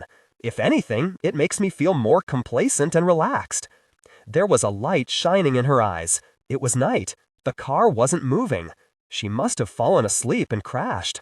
The person shining the light had to be a cop or an EMT. Are you okay, Spunky? It wasn't a cop. It was Eggy. Elyon must have called him when she wasn't home with the van by dark. Did I crash? She asked. Very, very gently, in a parking place on a scenic overlook, he said. It took her a moment to realize what he had said. So I parked, then. I'm glad you left the window open. I was letting in cold air to keep me awake, she said. Didn't work, but it did mean you heard me when I talked to you. Better than breaking the van window. She closed her eyes again. Here's the deal, said Eggy. I'm helping you out of that van, and you're going to take about 5 steps, leaning on mine, to my car. Then I'm going to drive you home because I am actually awake. Okay, she answered, wondering what he had said. I hope your quick trip back to the university was worth it, he said. Was, she murmured as they took those steps to his car, because I thought you were really gone. Van missing, you missing, not even a note. Sorry, she said. So mad. I wasn't mad, he said, but I felt like I had lost the most precious thing in my life. I thought you were gone. I'm back, she said. Didn't Elyon tell you? We still have our grant. Stay through Christmas at least. Good thing, said Eggy. Wouldn't want to miss the dueling pageants. He closed her door, making sure she didn't have anything dangling out of the car. Then he walked around and got in. His door closing woke her up again. Was I asleep? She asked. No more interrogation, he said. You can sleep now. Thanks, she said. A few moments later, as if in a dream, she heard him say, I want to marry you, Spunky. I know what that means, but I can leave Good Shepherd. I can go wherever you need to go. I'm with you for the long haul. Even when you're asleep, I'll be awake. Is that okay with you? And in the dream, if it was a dream, she said, what if I want to stay in Good Shepherd and wife it up with you? Then she really was asleep. He carried her up the stairs to her apartment and didn't bump her head on any walls and corners and banisters. She was impressed, because by now she had slept enough to be completely awake. But she kept her eyes closed, mostly because it felt good to be carried. I'm not going to undress you for bed, said Eggy as he laid her on top of her covers. Not my job, and you're not drunk anyway. Am so, she said. Not even a little, he said. Drunk on being carried upstairs by the man I love, she said. Now that's just maudlin, he said. Fortunately, you won't remember saying it in the morning. Will too, she said. Tomorrow, I'm going to pry into whatever dream you were having in the car, because all of a sudden, out of nowhere, you spoke up, clear as day, and you said, no, it was just a dream, not fair of me to... Did I say, what if I want to stay in Good Shepherd and wife it up with you? He didn't answer. It made sense in my dream because you said you could leave Good Shepherd and go wherever I need to go. But I don't like science anymore. There's too much meanness and fakery and lying and backstabbing. You can't give up your career. A career is what you look back on. What you live is a life. Wisdom from a sleeping woman. Best kind, she said. Just for your information, what you thought I said in the car, that wasn't a dream. I just thought you couldn't hear me. So the part where you said you wanted to marry me, I've been saying that for weeks, every way I know how, except words. I liked hearing the words, but it takes a real coward to propose to a woman in her sleep. Women like you don't marry men like me, said Eggy. And that's what's wrong with this lousy world, said Spunky. Go away, I've got sleep to do. 11. On the 20th of December, Eggy drove her out to the crop duster airport and took her into a locked hangar and put her in the co-pilot seat. I can't fly this, Eggy, she said. Then it's a good thing I can. It was a propeller plane, and he flew it to Atlanta, and they went to a jewelry store with a huge display of engagement and wedding bands, and he said, pick one. He suggested a couple with good-sized but not flamboyant diamonds, one with a huge emerald because Scarlett O'Hara had one, and he seemed a little disappointed when she chose a simple band with no stone at all. "That's a wedding band," he said. "Don't need an engagement ring," she said. "How will everybody know you're mine?" he asked. "Everybody who matters already knows," she said. "Besides, you'll be attached to my hand most of the time. So just the simple band," he said. "Do I have to tell you just how big a killing I made on Wall Street? How many potholes could you fix for the price of a diamond?" she asked. He laughed. "You're even crazier than I am," he said. The ring didn't even have to be resized. The jeweler seemed disappointed. "This won't be our last visit here," Eggy said to him. "But the lady wants the kind of ring that will never make any of our friends jealous." "The plain band will mean that I'm married to you," said Spunky. "Let 'em eat their hearts out." 12. It was Christmas Eve, a couple of hours before the dueling pageants. Everything was ready. The town was packed with day tourists, and all the rentable rooms in town had been rented. Elyon called Spunky into his clinic and tried to keep Eggy from coming with them. "Sorry," said Eggy, "we're attached at the hand." "Well, I didn't bring Josette, and she's my wife, so this isn't even fair." "Quickest church wedding ever arranged for a bride who wasn't pregnant," said Eggy. "Enthusiasm," said Elyon. "So what's this discovery?" asked Spunky. "You have to promise not to tell anyone," said Elyon to Eggy. "I wouldn't even ask Josette not to tell her mother, and there's no way Ms. Eliza could keep it to herself, so I'm not telling my own wife, okay? I won't tell him and he won't tell me," said Spunky. "Before and after we're married." "I know what the division in the town was all about," said Elyon. Elon's hand was now holding a couple of printouts with handwritten names above the data identification numbers. "You did something unethical with our data," said Spunky. "Yes, I did," said Elyon, "which is why it cannot be known. Also, because if anyone heard what it says, I might be lynched." "No, you wouldn't, but please stop the preambling and just tell us." Elyon handed the papers to Spunky. They were comparisons of several people's DNA. "He's not related to any of the relatives on his father's side," said Spunky. "His closest living relative, since he never had children, is the baby Jesus, the other baby Jesus, born on the same day. Half-brothers," said Spunky. Eggy buried his head in his hands. "Sibling rivalry from the start," he said. "A betrayed woman who couldn't stand the thought of her husband's bastard playing the baby Jesus in place of her own legitimate child," said Spunky. "A lot of people prayed for that sick baby to live," said Eggy, "but I wonder if anybody was praying for him to die." "No," said Spunky. "She was a Christian woman, and she hadn't committed any sin at all, except wanting her own little boy to be the baby Jesus in the 1930 pageant. You're right, she didn't wish death on a helpless baby," said Eggy. "Maybe just a slightly longer illness, so the doctors would veto his participation," said Spunky, with a smile. "Kind of a therapeutic illness," said Elyon. "It was very sensitive of you," Spunky said to Elyon, "to keep this a secret. I just think, what would Spunky do? And then I actually do it." "Keep that up," said Eggy. "I do it too." "You do not," said Spunky. "You should have heard me reaming out the professor. I was not Christian. I was not kind." "It brought you back to Good Shepherd," said Eggy. "So clearly you were on God's errand." Halfway through the pageants, Spunky made Eggy walk her around to watch the other one. "Are they using the same script?" "Hasn't been changed in more than 100 years," said Eggy. "Right to the second, their timing is identical." "Didn't used to be," said Eggy. "When I was little, each pageant tried to drown the other one out and throw off their timing. But now, they almost seem to be putting them on in stereo." "In harmony," said Spunky. "When does Santa Claus come in?" asked Elyon.